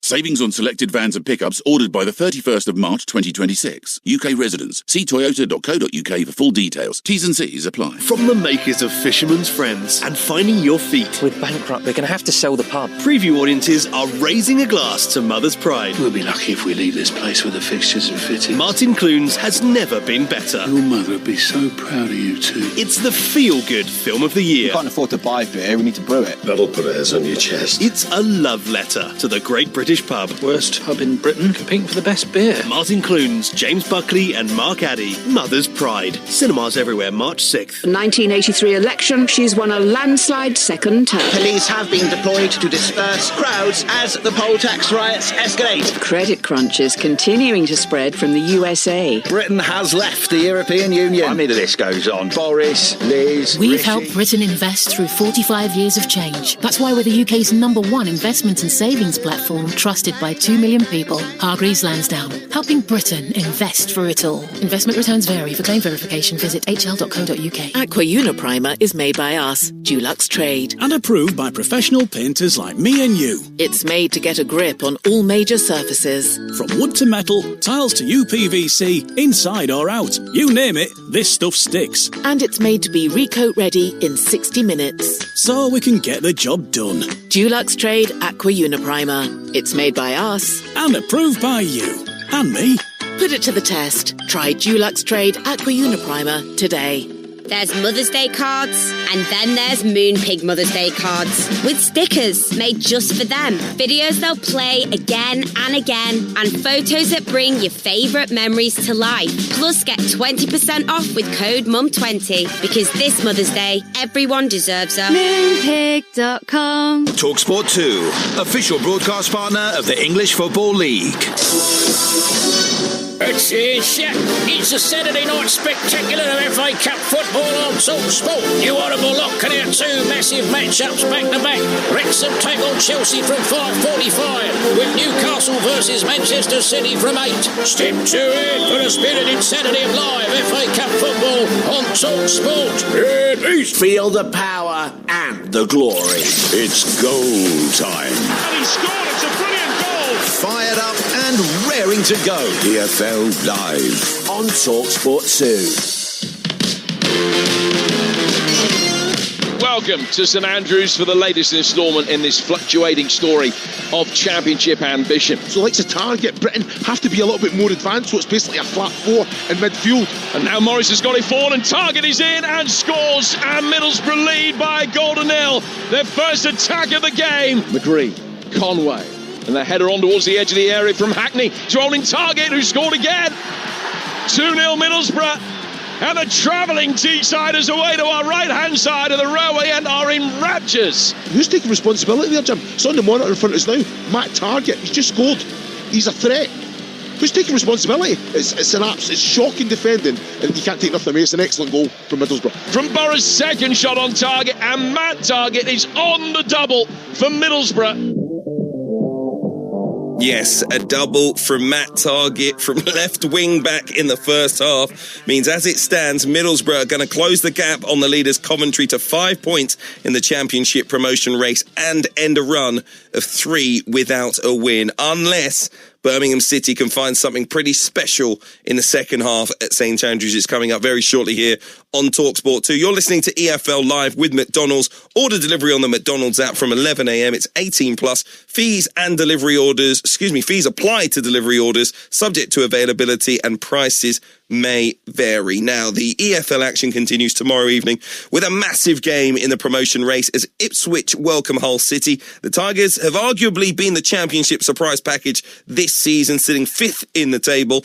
After their 1-0 victory over Portsmouth at the weekend, their manager Sergei Yakirovich spoke with our very own Alex Crook and was asked if Hull could even push for the top 2. We will take the points, it's achievable, why not? Because we are there, we have one game in hand against Ipswich, so we will see. I would like that we are enjoying this season in this ride because we can be already proud what we are doing this season, especially in our circumstances, what we had with embargo and everything. I think that players showed big team spirit, fighting till end there, and this is a award for them. So, a reminder, Ipswich taking on Sergei Yakirovich's Hull City live tomorrow evening here on Talksport 2. Wednesday night, we've got Virtue Trophy football. Luton Town taking on Northampton. Pressure on Jack Wilshere, especially after the weekend, a draw against the bottom side, Port Vale, in League One. But a trip to Wembley certainly would appease some of those Hatters supporters. We'll be back with live Championship football for you on Friday night as well. Preston taking on Oxford. Preston not on a good run. Oxford closing the gap to 2 points to Leicester, 3 points behind West Bromwich Albion, who are in real relegation trouble. We discussed it all, actually, the race for promotion and, of course, the big battle at the bottom. Special focus on West Bromwich Albion and changes that need to be made there after the departure of Eric Ramsey. So if you missed tonight's episode of EFL All Access, I was joined by the Walsall winger Albert Adoma, the former Middlesbrough man, former Aston Villa winger, of course, and you can catch up on the Talksport app. It is also available as a podcast, which you can find on the EFL All Access feed. Okay, let's head back to St Andrews. The players are back on the field. Will we get the kind of stirring response that the Birmingham City fans expect in the second half, or will Borough cruise to victory? I wonder if there will be changes at the break from Chris Davis. Just the Borough players out there at the moment, so time for me to ask, I think, Chris Ualumo question. Chris, you there? No, I'm here, though, Hugh. Jim, are you expecting to see changes? Is there anything motioning down there from what you've seen at the break that makes you think Chris Davis may change things at half-time?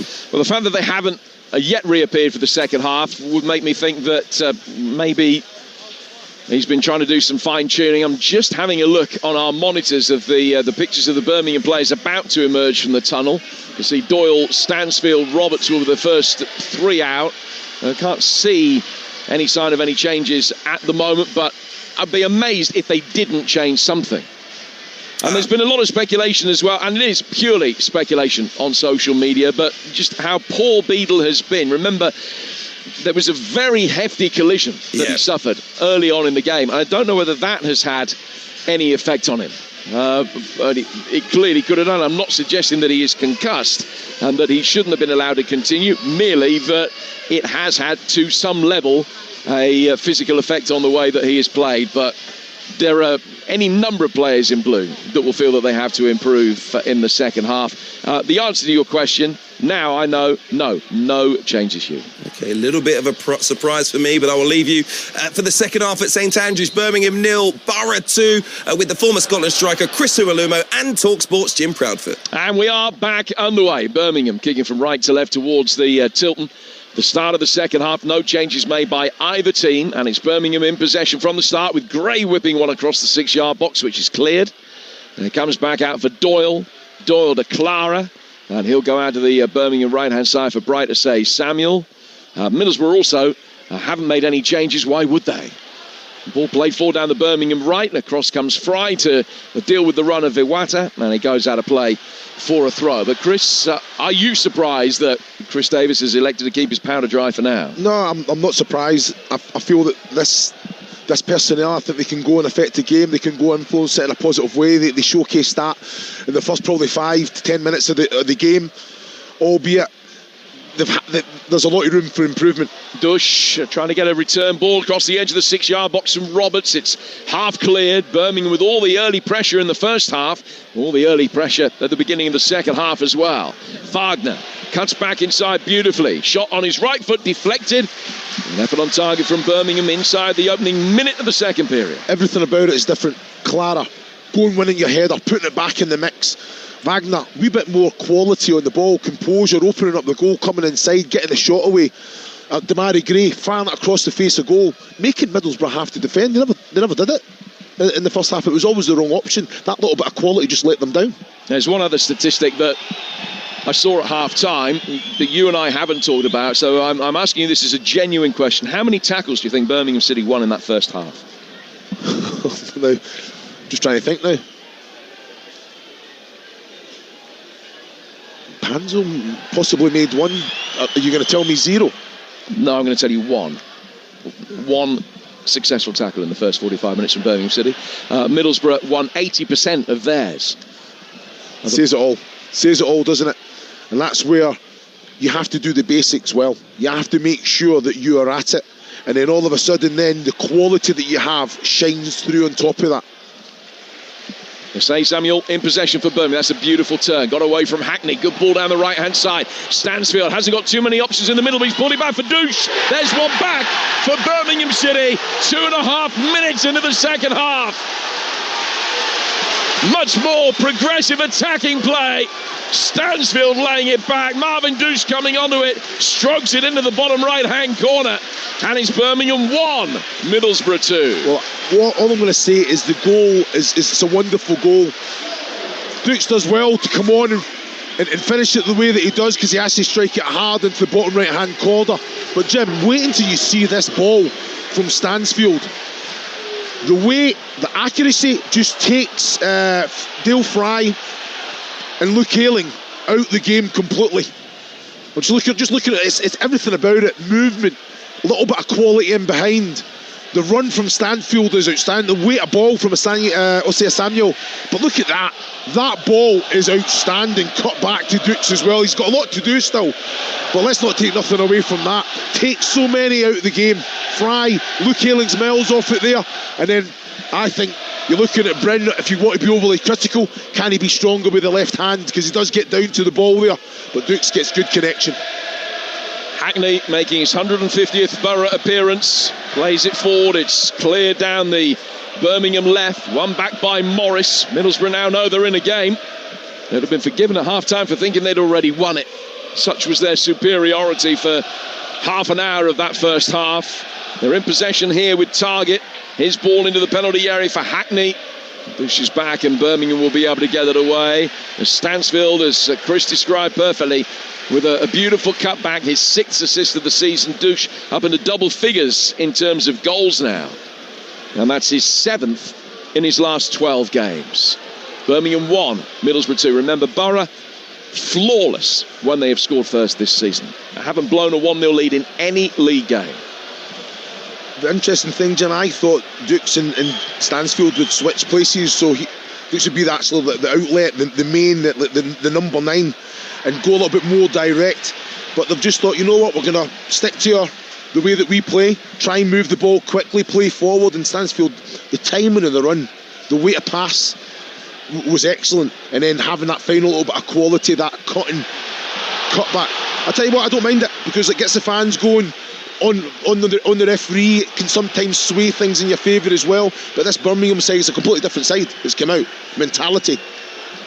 Middlesbrough, remember, if they win this game, 5 points adrift of Coventry, and they're 4 clear of 3rd place Millwall, 6 clear of 4th place Ipswich, who will have 2 games in hand, one of which is against Hull tomorrow here on Talksport 2. Birmingham, though, if they lose this, they're 8 points off a playoff place with 11 games of the season to go and a sort of a middling run-in. The next 45 minutes, it's not their season in a nutshell, but it's not too far short of that. Yeah, and I understand that, and that's something where it's an easy conversation to have at half-time. You know, you've done ever so well to get here, but there's a lot of football still to be played.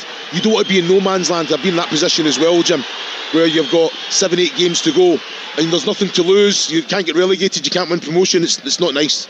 You know what I mean? You have to motivate yourself in other ways then. It is genuinely still on. They've got the quality of the run in. you say it's difficult, but this side can go and win, especially the way that they've been playing here at home. Yeah, they've still got to go to Ipswich and Hull. Wrexham come here. So they've got the ammunition. It's in their own hands, even if they were to lose tonight. Kind of in their own hands. They're going to need some favours from elsewhere, and they're going to need to probably win 8 of their last 11, I would imagine, to get there, or maybe 7 wins and a couple of draws from 7 wins, 3 draws from their last 11 games. If they lose this, they're on the front foot again here, Birmingham City. Trailing 2-1 after Marvin Dush got them back into the game 3 minutes into the second half here on Talksport 2. Middlesbrough with more defending to do in the early stage of the second half than they had to do for most of the first. And Target has given a free kick away, which will be swung in from the Birmingham City right, a couple of yards in from the right-hand touchline and midway inside the Middlesbrough half. Yeah, it's been better. I think Middlesbrough now they're in the game that they expected to be in from the get-go. You know, and I think they're up for the challenge. They've got to defend well. They'll be comfortable without the ball, but there's an urgency about this Birmingham side in the movement without the ball and with it. You know, the speed of the pass. You know, I say Samuel, he's done something with the ball now that, yeah, he's getting on it. He's inviting the challenge. He's seen a lot of it, more of it probably now in this second half than he did in the full first half. Tommy Doyle's going to take this Birmingham City free kick. In with plenty of pace towards the near post. It's taken a deflection off a Middlesbrough head, bounces down outside the box where it's cleared down to Hackney. Hackney losing out, just ran out of room under pressure from Stansfield, and this was the last touch. It's out of play for a throw to be taken on the Birmingham left. Those two know each other from England under-21 duty. Clara. Lay forward by Panzo to Wagner towards Doyle. It wasn't a great pass. He made it a much better one with a clever drop of the shoulder that got him away from Morris. Middlesbrough give it away then with Ayling. And towards Iwata. Stansfield limping away on the edge of the penalty area, got caught off the ball. Play goes on over on the Birmingham right. Here's Roberts taking on Malanda. But he can't find a way past him, and Middlesbrough will be able to clear there, but just still getting hemmed in inside their own defensive third at the moment and can't get out. Roberts has got it again. Play towards the edge of the penalty area for Douche, and Bryn just got something on it to tip that effort wide. He hit it, and it didn't look as though it was going to be causing too much of a problem, and then it just dipped in front of the goalkeeper. Took a spiteful bounce, and he want to flick a right hand at it and flick it around the post now for a Birmingham corner. You're spot on, just the movement on the ball, Jim. You know, I think when you're Bryn, you know that you've got to make the movement. The shot's coming in. I tell you what, it does just take a little bounce as well. All the spin, I tell you, it's fingertips as well, just to knock it wide for the corner. Yeah, it's a really good save. Birmingham corner, the first of the second half, in with pace towards the far post, off the top of Ayling's head. That gets it outside the penalty area. Iwata chasing after it. Hackney's there first, and he will guide it back. It's cleared high up in the air as Samuel can bring it down, and then turns beautifully under pressure. It's amazing, such a different game now. Ball inside the penalty area is headed away by a diving challenge from Callum Britton. But for Birmingham come again with Roberts. Asay Samuel. There's a pass intended for Clara, but Roberts took the responsibility, nicked it off his teammate's toes. Goes back for Doyle, to Panzo, to Wagner. Back for Jonathan Panzo again. Now towards Clara. It's woken the crowd from their slumbers after the disappointment that they audibly felt in the first half. Birmingham still in possession in Middlesbrough territory. Then Doyle's given it away, but the whistle has gone. There was a foul on Roberts, and it's a free kick to Birmingham. Yeah, they're trying, and that's what you want. You know, you're going to make mistakes. You're not going to. It's not every pass is going to be fluent and successful as well. But then it does need that little bit of quality, and especially when it comes to Tommy Doyle, a player that we both, I think, rate very, very highly. He's just got to sometimes just slow it down. Now they're moving Middlesbrough about, pulling them out of position, you know, keeping the ball, playing with a purpose, but it's all the end product. It's about getting into that attacking third, getting into that 18-yard box. Another free kick from Doyle. Clara got his head to it. Bryn comes out and made a mess of getting it away, but the offside flag was up. He just got caught in traffic, Bryn. I think he ran into one of his own teammates as he tried to push that one clear. He's got away with it. It's a free kick. You would talk Sport 2. We played 11 minutes of the second half. It's Birmingham 1, Middlesbrough 2. Felt as though Borough were almost out of sight after the Mac Target brace in the first half. Birmingham have been appalling for large swathes of it, but they've been excellent in the second period, and this is a real test of Kim Hellberg's men now. Yeah, I know it doesn't mean anything there. All right, okay, I'll give the linesman that, because I'm sitting thinking there's no way it's offside, but as soon as I think it's Panzo that goes towards the ball, he is offside. But that's what you want, putting the ball into the 18-yard box, go and winning the first contact, and then making sure that you're alive to the second phase. Now Clara with a push in the back of Strelec. The ball beat the pair of them, and say Samuel trying to defend it down by his own corner flag, got it away from Conway, but only presented it to Target. Back for Tommy Conway again, laid down towards Malanda. And Malanda coming forward down the left of the three centre halves is going to be able to just work it forward. Back to Target. Forced to go to Fry, the deepest of the three. Now Luke Ayling scooping a clever ball with the outside of his right boot. Hackney trying to get inside the penalty area. Clara across there ahead of Conway, right down by his own corner flag when eventually he plays it, and all he can do is send it boomed up the right-hand touchline, but out of play into the lower rows of the Kop. It's better from Middlesbrough, a little bit of respite for them as they last have some possession in Birmingham territory. Yeah, Luke Ayling done very well. That little pass went outside the boot, but I've got to say, great defending. You're looking at Clara, right position, okay, he's got nowhere to go. They're not trying to overplay, they're not trying to play out. Sometimes just try and turn the defence, try and just put the foot through it, then get your defence up, and you try and pick up put the pressure on in the right areas. That's a free kick. As Malanda played the ball forward, it's going to be a yellow card as well to one of the Birmingham City players. It was just a ball that was a little 1-2 give and go down the left-hand touchline.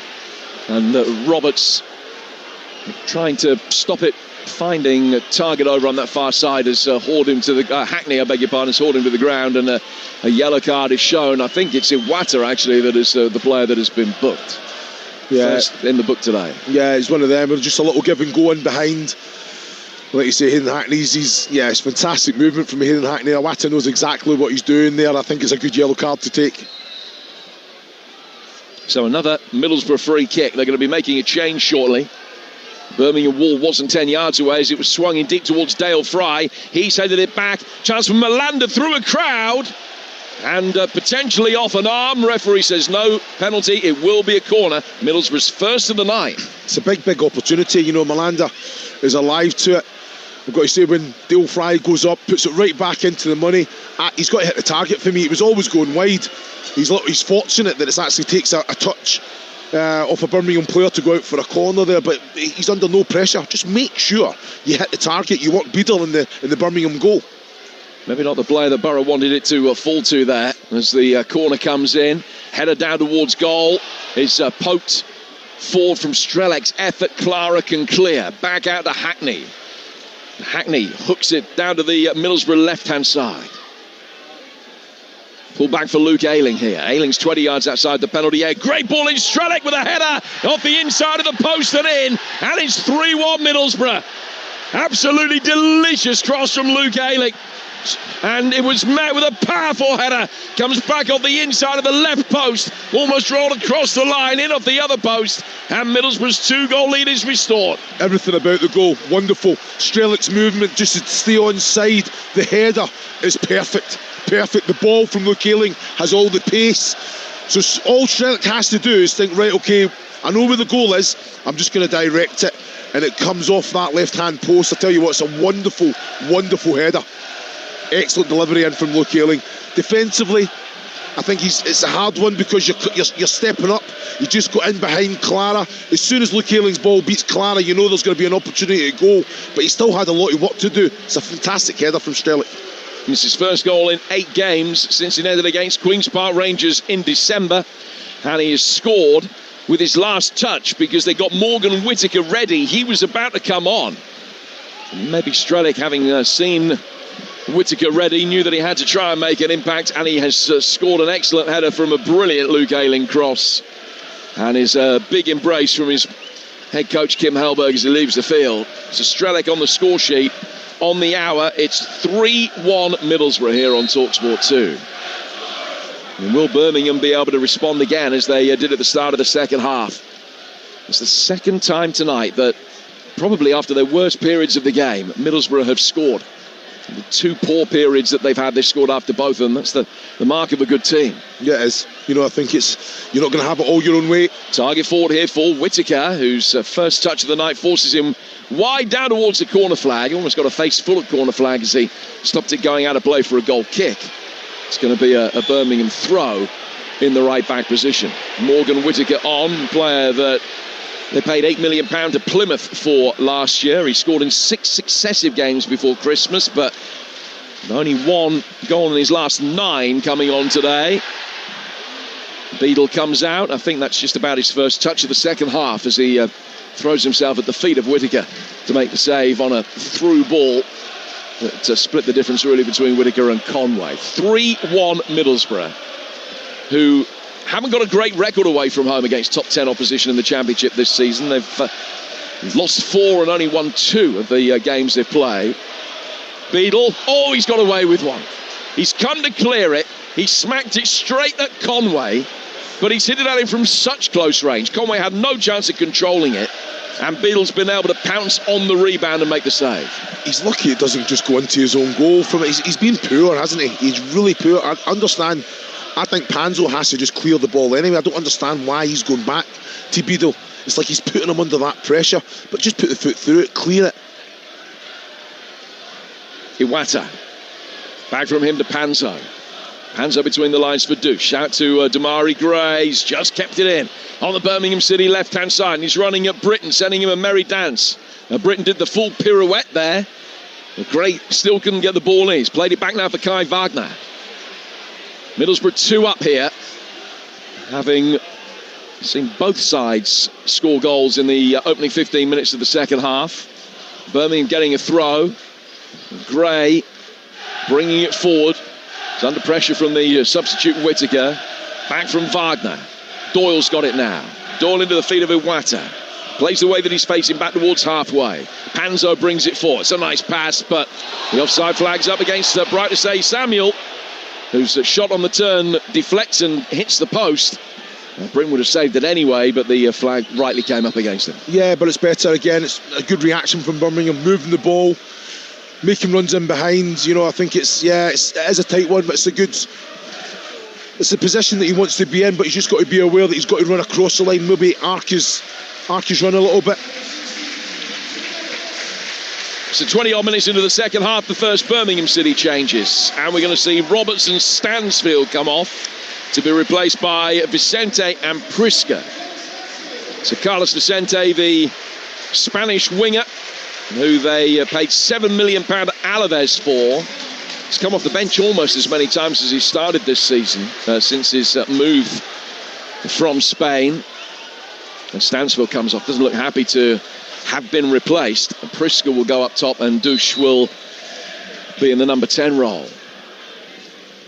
Free kick to Middlesbrough and Solbrin for the offside against Bright Samuel.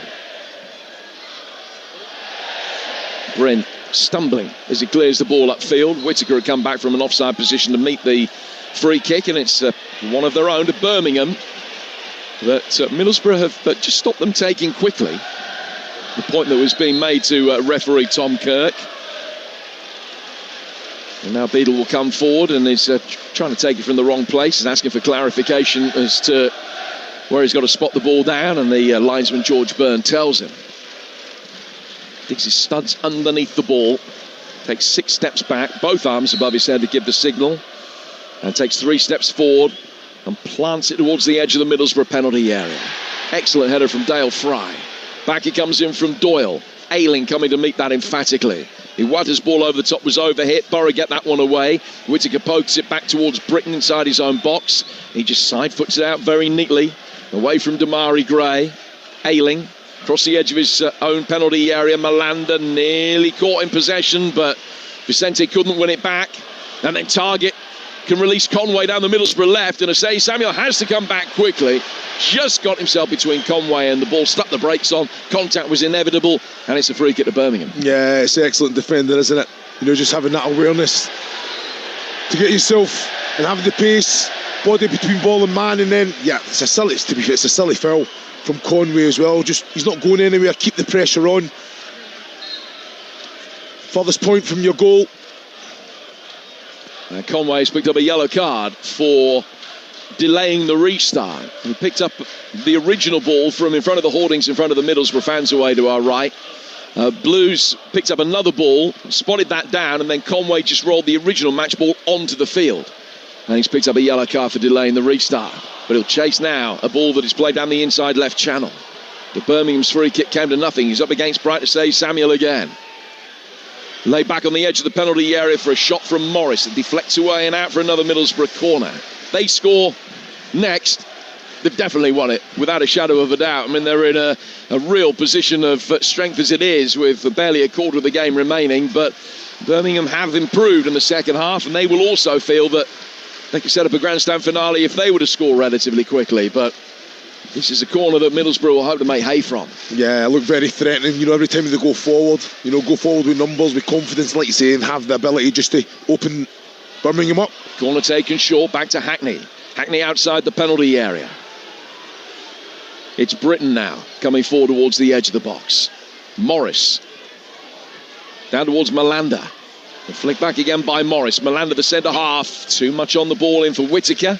That'll drift out of play for a goal kick, and we're midway through the second half at 3-1 Middlesbrough on Talksport 2. It was the right ball, wasn't it? But he just put a little bit too much on it, and you had two Middlesbrough bodies in there as well, and behind only a sole Birmingham defender. Understand 3-1 down, got to take risks to try and get in the game, but they still have to make sure they do not concede the next goal. Priska was fouled, or he thought he was fouled. He was down on his knees for a moment, then got back to his feet as Birmingham were able to bring it forward with Gray. He's got Wagner in support just behind him, and he's turned it back to him. Decent ball inside the penalty area. Priska not in a position to run for that. Malander had stopped that very effectively. Borough clear out of their penalty area. It's hit McGree, comes back for Iwata. Dush trying to turn in possession, lost possession, and then Middlesbrough clear. But Birmingham have it back. Ball from Gray just goes behind Dush, who slid in, and even that slide was a little bit too late. It's gone out of play for a goal kick that will be taken by Solbrin away to our left-hand side. You're listening to EFL Live on Talksport 2 with McDonald's. Order delivery on the McDonald's app from 11 a.m. 18 plus. Fees apply to delivery orders, subject to availability. Price may vary. See, I don't mind that. I think Dukes is taking the defender away for the Mary Gray to drive into that space and possibly get the shot. But he's on the 18-yard line anyway, near enough central to goal. I'm surprised he tries to play that pass and he put too much pace on the ball. Panzo's headed it forward for Vicente, who's up in the double figures in terms of goals this season in Spain and England, although a fair few of those have been penalties. Ball goes out to Bright to say Samuel on the Birmingham right. Laid down towards Panzo. Panzo's got Wagner to his left, but it's worked forward instead towards Damari Gray. Gray faced up by the Blues old boy McGree. Space to his right for Doyle. Now to Clara. Out for Say Samuel again. Down the right-hand side of the penalty area. Cross comes in from the right from Vicente. A miscue from Fry. Goalkeeper comes out and catches it. And there was no way it was deemed a deliberate back pass. It was just a complete skew from Dale Fry. Good bad one as it turned out. Excellent long ball forward from Bryn. Conway chasing after it, but he ran out of room in front of the Borough fans. And it's a goal kick to Birmingham with 20 to go. I think Vicente does well to get that cross in. Dale Fry swipes at it. Where's Priska? You've got to be alive to that, surely. He's marking the centre back. As a striker, you have to always be on the move, especially when you know the quality of the wide players that's going to be putting the ball in. Just so you've got that half yard, you can get across the face of the defender. You cannot be, and then all the little things like that fall in your favour. But you just got to be on the front foot and be alive to it. Have you seen much of Priska? What have you made of him? I know that he's only been on 6 or 7 minutes tonight, so it's probably unfair to ask you for an assessment of him so far. I'll come back to you in a moment as McGree brings it forward and Clara just shrugs him out of possession. And then Panzo can bring it forward, down from him to the Birmingham left. Gray with I thought it was going to be a step over for Priska in behind him, but he elected to play the ball. That drew Ayling out of position. Back it goes for Clara. Out for Say Samuel. Birmingham in Middlesbrough territory now. 3-1 down. Middlesbrough, as things stand, will be back within 5 points of Coventry at the top of the table. Cov on 71, Borough on 66 right now. Millwall 62, Ipswich 2 games in hand on 60. Hull got a game in hand on 60. They go to Ipswich tomorrow, live on Talksport 2. Callum Britton bringing it forward here for Middlesbrough. Disappointing first cross, but it hit the knee of Doyle and comes back out for a throw. Just going back to Priska. So he's made 7 appearances for Birmingham this season. He hasn't scored. He's 9 without a goal for club and country. I know people that see a lot of him really rate him, think he looks good in training, he leads the line well. Never likely, I suppose, to be a prolific striker, but he's one of those that's... I think it'd be unfair to judge him merely on goal productivity alone. His ability to be able to bring other people into the game. But have you seen enough of him so far in a blue shirt? Well, it's all about the service that you get. You know, you've got to remember, this is a championship.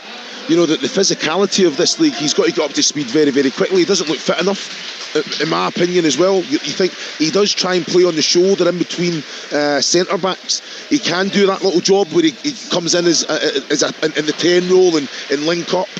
But at the minute, he's going to, for me, it's hard to judge because I don't think he gets the service that brings his strengths to light. But he does pick up some excellent little positions, and it's just about building those relationships with the players around you, that they know what you're doing without even looking. You know, little blind passes into those little pockets because they know the intelligence of the player. He's on the ball now. And he has overhit it probably by a factor of 5 as he looked for Vicente. And he's just pinged one straight through to Sol Bryn. A double change made by Birmingham, who've taken Asay Samuel and Damari Gray off, and they brought on Paik Sung Ho and Ibrahim Osman, the Ghanaian winger, who is on loan from Brighton, scored against Leicester, so he's on as well. And how have they shuffled things around in terms of personnel? They put Iwata at right back, have they? Yeah, and he's got it now. He plays it in towards Doyle. Back from him to Clara. Out to the Birmingham right, where Vicente caught off the ball there by Malanda. But I think the referee's just going to make sure he's okay rather than anything else. It's going to be a throw to Borough, but only after they've made a double change. So we're going to see Sarmiento come on for Middlesbrough and Alan Brown as well. Brown, the central midfielder on loan from Sunderland, more than 400 games for Preston earlier in his career. And he'll come on for Tommy Conway, and Jeremy Sarmiento, who scored on his only previous appearance against Birmingham, which came as an Ipswich loanee. He's currently on loan from Teesside from Brighton, and he's going to be coming on as well. So a double change for Middlesbrough. Brown and Sarmiento on with 16 minutes to go, Chris. Yeah, you look at that, you look at Alan Brown, he'll just come, he can sit, he'll sit and protect. You know, again, it's just, you look at the substitutions that both teams have made, the quality and depth is still there. Doesn't weaken the side, you know, especially Middlesbrough. You know, Alan Brown for me is just, he's balanced, you know, he's controlled, technical ability, got a great engine on him as well, but in those transitions he can go and tackle, but then in those transitions it's the right pass. It's driving forward, it's defending that unit without the ball. Look at him pressing now. And Wagner immediately has Brown looming large as he looked up. He was able to get the ball away. Doyle out of the Birmingham City right for Carlos Vicente. Middlesbrough looking comfortable, leading 3-1, which will take them back within 5 points at the top of the table on a weekend where nearly everybody at the top won. I think if Borough win this, I think the top 7 all will have won this weekend, which makes it an even more cataclysmic defeat as far as Birmingham are concerned. 15 minutes for Blues to try and turn this around, get back into the game, protect an unbeaten home record of 12, just one home defeat in 41 league matches, but 3-1 down tonight. They've been pretty tight defensively as well here at St Andrews, only letting 7 in the last 8 league games on home soil, but beaten 3 times inside an hour tonight. 2 of them by this man Matt Targett.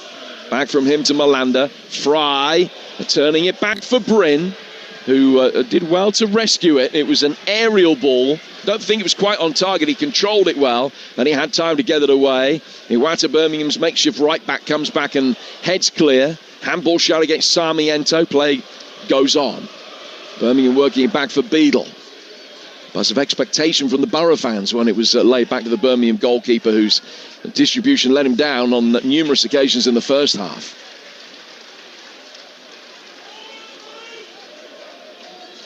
Panzo.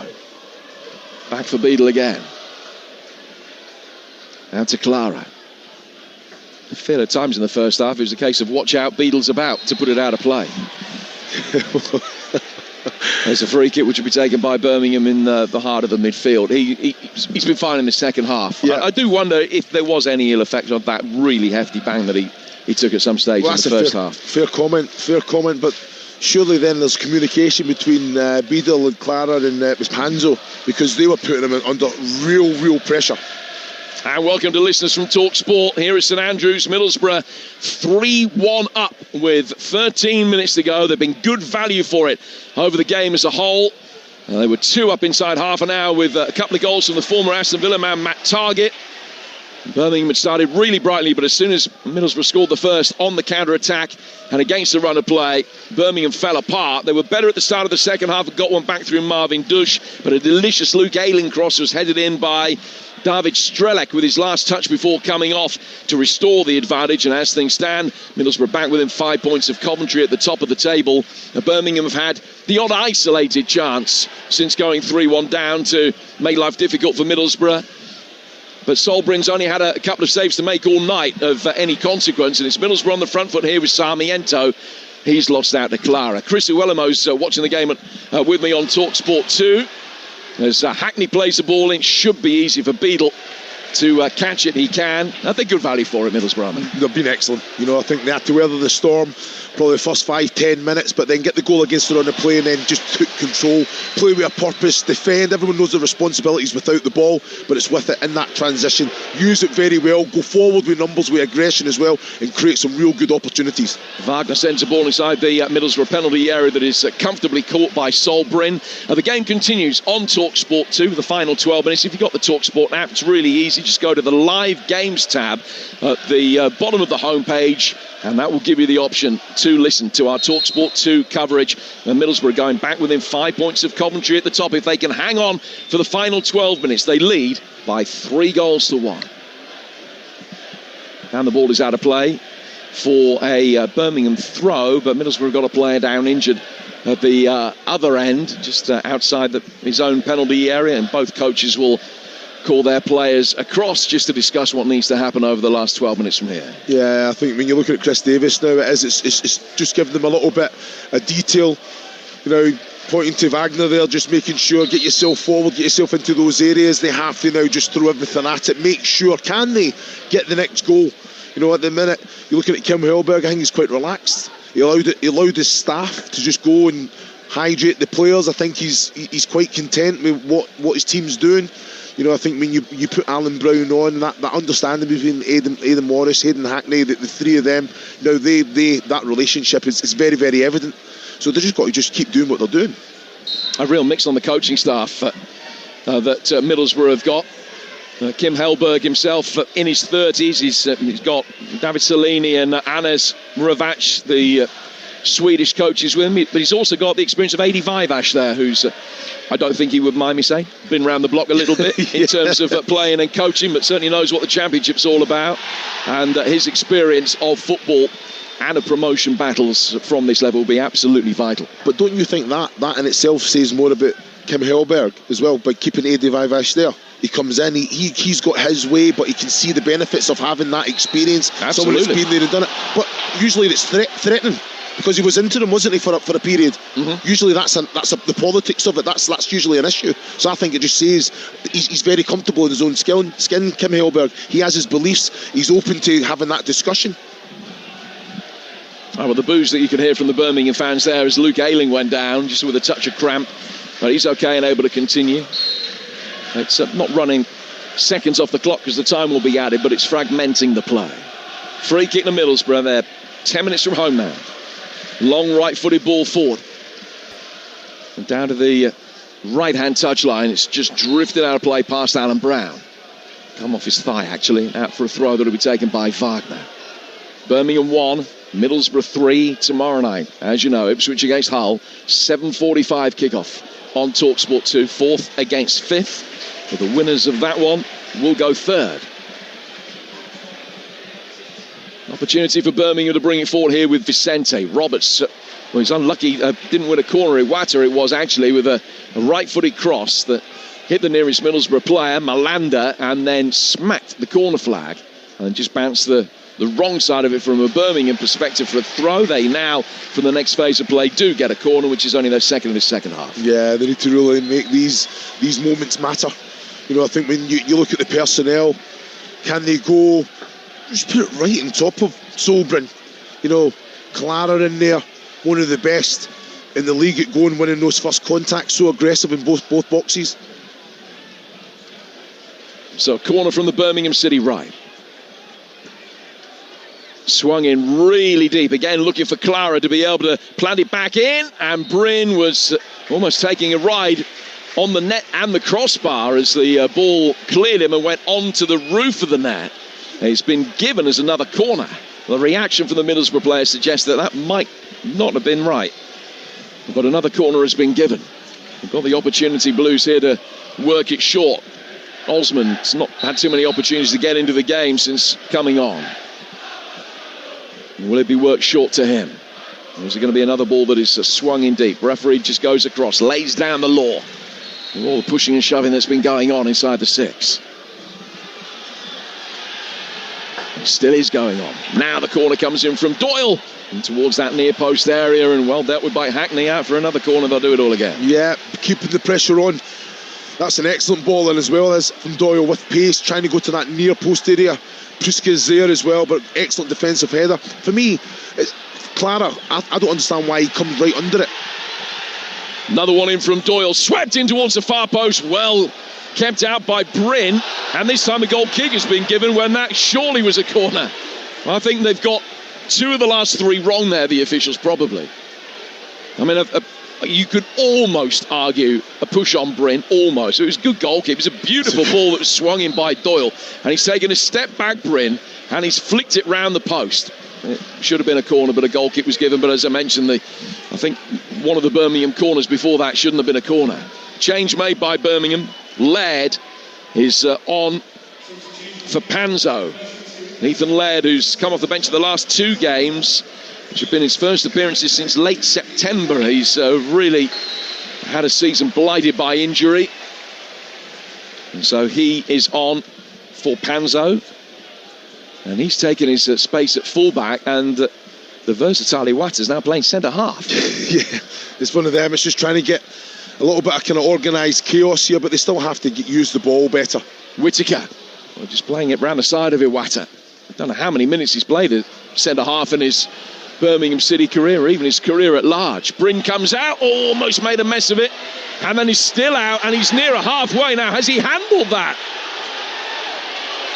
Yes, he has. Free kick and a yellow card.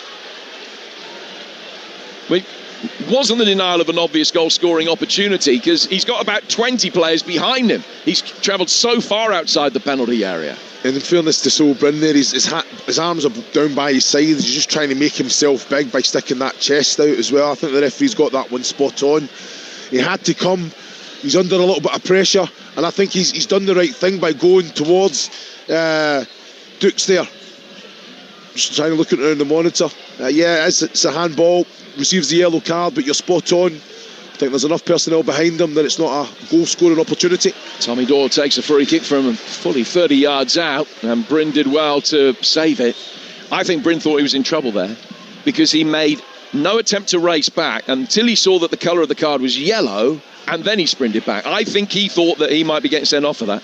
The ball is played for, and that was a nasty challenge around the edge of the penalty area. Priska. And one of the Middlesbrough players is down hurt.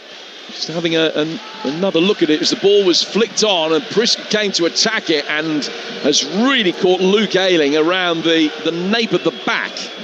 Priska protesting his innocence. Ayling's back on his feet without undue complaint. Now play's going to continue with a Middlesbrough throw. Yeah, I think it was 2 players with intention of going and winning the ball, and they're coming together there. The referee, I thought, I'm looking at it, I'll tell you what, he actually has led with the arm there, Prisker.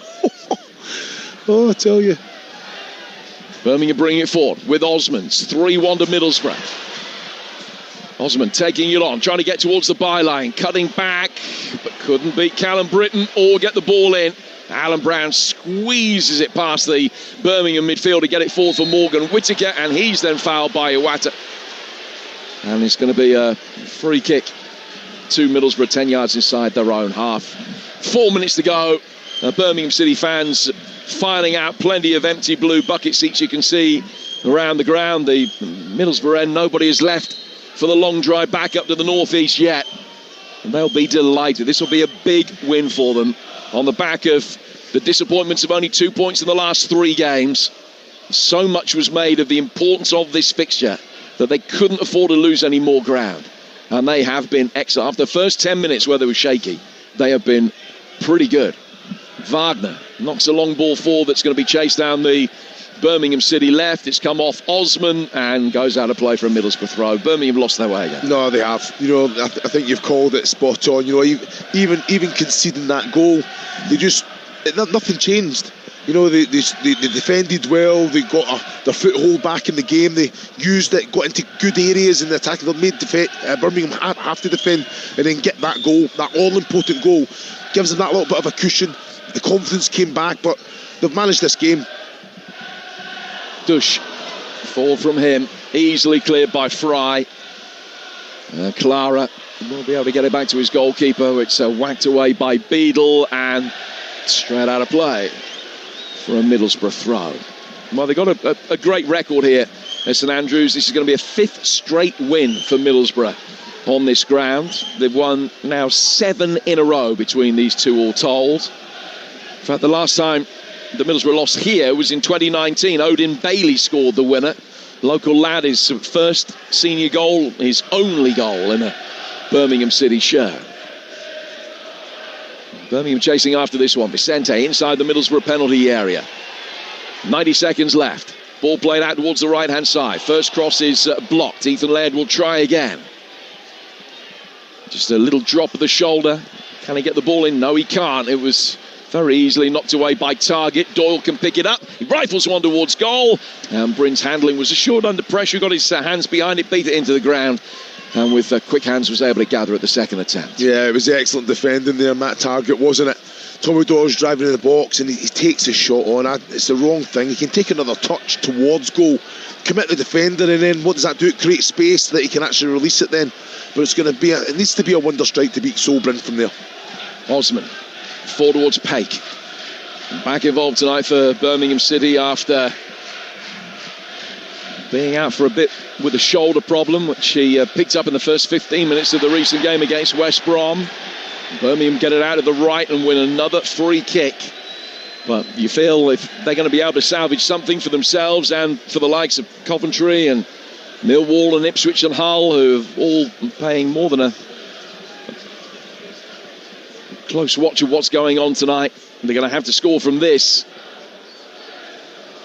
Can they throw themselves a lifeline here as we go into the 90th minute? And it's going to be a bit of time added on, maybe 5 or 6.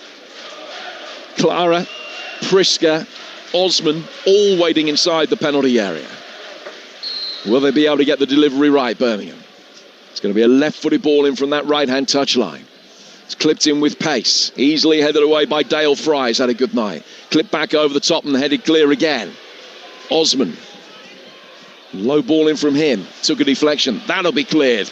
An opportunity for Middlesbrough to bring it forward as we do go into 5 minutes of added time, and Laird gets a yellow card for his foul that stops the counter-attack. Yeah, so like you say, just defended well. Not a bad ball into the box, but Middlesbrough just wanted it more. Picking up second balls, driving forward, and then, like you say, just stopping that cross from coming in from Osman as well. And Alex Gilbert is going to get a brief run out. He'll replace Hayden Hackney. Gilbert, the Irishman, who scored at Hull back in December. He's not scored in his 14 games since then. But the dark-haired midfielder is going to get 4 minutes of stoppage time. Hackney turns and applauds. Had another good season. There was so much speculation that he would leave in the summer, and any number of clubs were after him.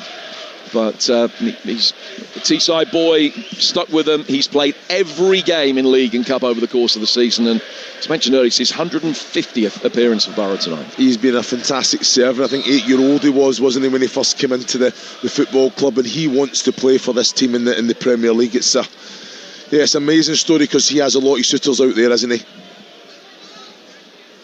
They've got possession with Alan Brown into the feet of Gilbert. Birmingham trying to get it away. Ayling will clear. High ball over the top from him. This is Middlesbrough's 9th season back out of the Premier League. Had 11-year spell in the top flight up until 2009. They've only had one season in the Premier League in the last 17. Hopes are high that they might be going back in 2026, and this will certainly feel like a big step in the right direction. 3.5 minutes of stoppage time to go. 3-1 to Middlesbrough. Birmingham bringing it forward. Paik to Wagner. Back for Paik again through the midfield. Iwata might be able to get there. Sarmiento actually made Iwata's job that a little bit easier. Can Iwata deliver? He's pulled it back for Doyle instead. Doyle to Clara. Clara to his left. It's all a little bit pedestrian from Birmingham. There's no tempo in it. And then when Paik tries to inject some, he's after an awful lot of Wagner, with a ball that was overhit down towards the left-hand touchline, straight out of play for a Middlesbrough throw. Yeah, it's so unlike Paik as well there. You just want him driving forward, there's so much space in front of him there as well. I don't know why he's releasing the ball. Go, get at your player. There's bodies in the box. They want service. 2.5 minutes to go. I just don't understand it. You're listening to EFL Live on Talksport 2 with McDonald's. Order delivery on the McDonald's app from 11 a.m. 18 plus. Fees apply to delivery orders, subject to availability. Price may vary. Is this Birmingham out of it? 8 points adrift of the playoffs with 11 games to go? I think so. There's too many, variables that they need to fall into place. There's so many teams that are closer, that have, I think, a wee bit of momentum as well. What's got to change for them if they're going to be able to turn this around? Remember, we reckon that they need at the bare minimum 7 wins and 2 draws from the last 11 games, and even that might not be enough. Look, they've experienced defeat here before. They bounce back. They've been on an excellent run before that Millwall game. I expected a reaction. I've not seen it tonight. I've seen little glimpses of real quality. That's what you need to see a little bit more consistently as well. Now, stranger things have happened, Jim. They do have the quality that they can go on that run. I just don't see it consistently enough from this side. Wagner called by Callum Britton, gives free kick to Birmingham, and Britton is booked. So one last chance potentially for Tommy Doyle to swing one in, but we've only got a minute of stoppage time to go. 3-1 to Middlesbrough. They will consolidate second place. Birmingham will actually drop to 12th because of it being a 2-goal defeat. In deep from Doyle. Out comes Sol Bryn, catches it, drops it, picks it up again. And that's going to be that. I think it's excellent goalkeeping. Made the decision very early on, going to come out, just get the contact. Just instills confidence into that defence as well.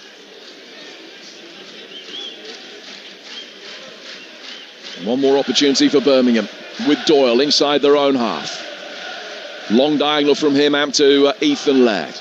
Chested down, pulled back for Iwata, who has been playing at centre half in the last few minutes. Now down towards Doyle again. Doyle to Wagner.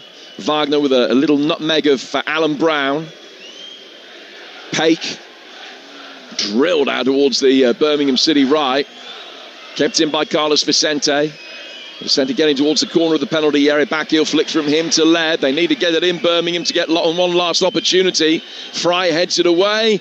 Clara returns it, and it goes straight through towards Sol Bryn, who will wait for Dush to arrive before bending down to pick the ball up.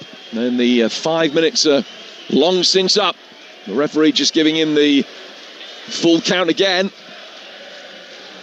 Bryn gets it forward in time this time, and that might have been a shot. He's just whacked one forward all the way through towards Beadle at the other end. Beadle fields it, knocks it forward. Ayling heads it down. Then Gilbert down to the Middlesbrough right. Ball cleared, but only after it had gone out of play from Brown.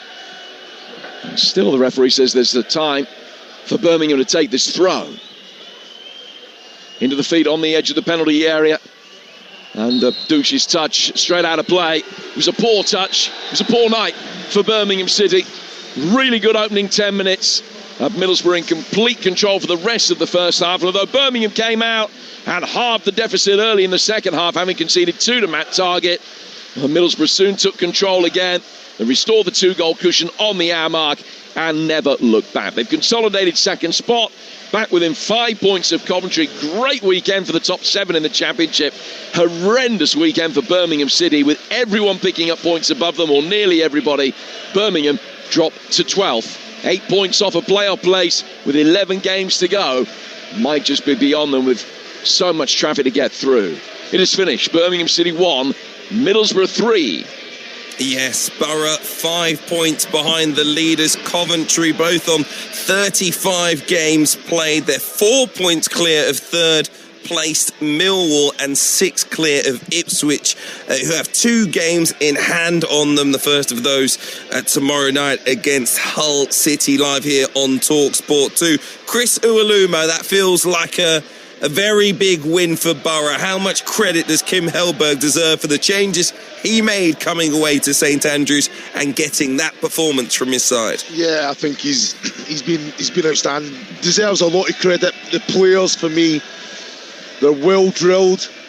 They believe in what they're about. There's a real momentum about them as well. You know, the character. Pressure's on them. We spoke about it before the game. You know, losing that game to Coventry that was built up, first against second. They draw the next 2, scoring only 1 goal. Oxford coming to town as well, not really capitalising there when a game that they create so many chances. Comes to St Andrews, get the win, comfortable win as well. I've got to say they were weathered the storm first 5-7 minutes, and then got the goal against the run of play, controlled the game. Outstanding. Without it, everyone knew the responsibilities. Pressed together, dropped together, defended well, created opportunities, and then second half, Birmingham was going to come out. They did get the goal, and then this team don't panic. Get back to business, do the right things, make the right challenges, defend well, get into the game again. Wonderful ball from Ayling, and the header itself, wow. Took me back, Hugh. Yeah, like a young Chris Uwalumo. Took me back. It was a wonderful header. He had so much to do as well. All the pace was on the cross, and it was perfection. The header was perfection. And you know what? Kim Hellberg, you could see, was absolutely delighted. He is so proud of the group. But it's in saying that group is an extension of their manager, and they have properly kicked on. It's just momentum. It's the business end. It's about winning games. What a massive game now. Can this be the catalyst for them to kick on now? Well, what they've done since Kim Hellberg's come is they've gone on these little 4-5 match winning streaks, 6-game winning streak. Then they've had a little dip, 3 or 4 games without a win, and maybe they're off the back of that now, and they're about to go on another one of their winning runs. It really sets them up. And listen, ultimately we're watching a side that could well be a Premier League team next year. Certainly they've kept themselves right in the hunt with a big victory tonight against a side that, of course, we know has only lost once in the league now second defeat in 42 league games at home for Birmingham City. They were fairly and deservedly beaten tonight. Have they slipped out of playoff contention for you? 8 points off the top 6 with 11 games to go. Is that really going to be it for Chris Davis' side, do you think? It needs one of those runs, like 6-7 wins on the bounce, and then you might have a little draw in there, and then you have to go back to winning ways. It's, and they've got the quality there to do it, but I've just not seen it consistently enough. Yeah, they've been good at home, but then they falter away. They need to be able to do it home and away. They need to get that momentum of just winning games that they don't deserve to win. I don't quite see that very much today. The goals that they conceded, it was their own errors, playing in the wrong areas, inviting the opposition on, trying to still overplay, putting your goalkeeper under pressure when he's not having the best time of it. Anyway, that's not the sign of experienced, balanced champions or promotion getters. You have to have an understanding. You have to fight it out. You have to win your duels. You have to do the basics well, and then the quality will shine through on top of that.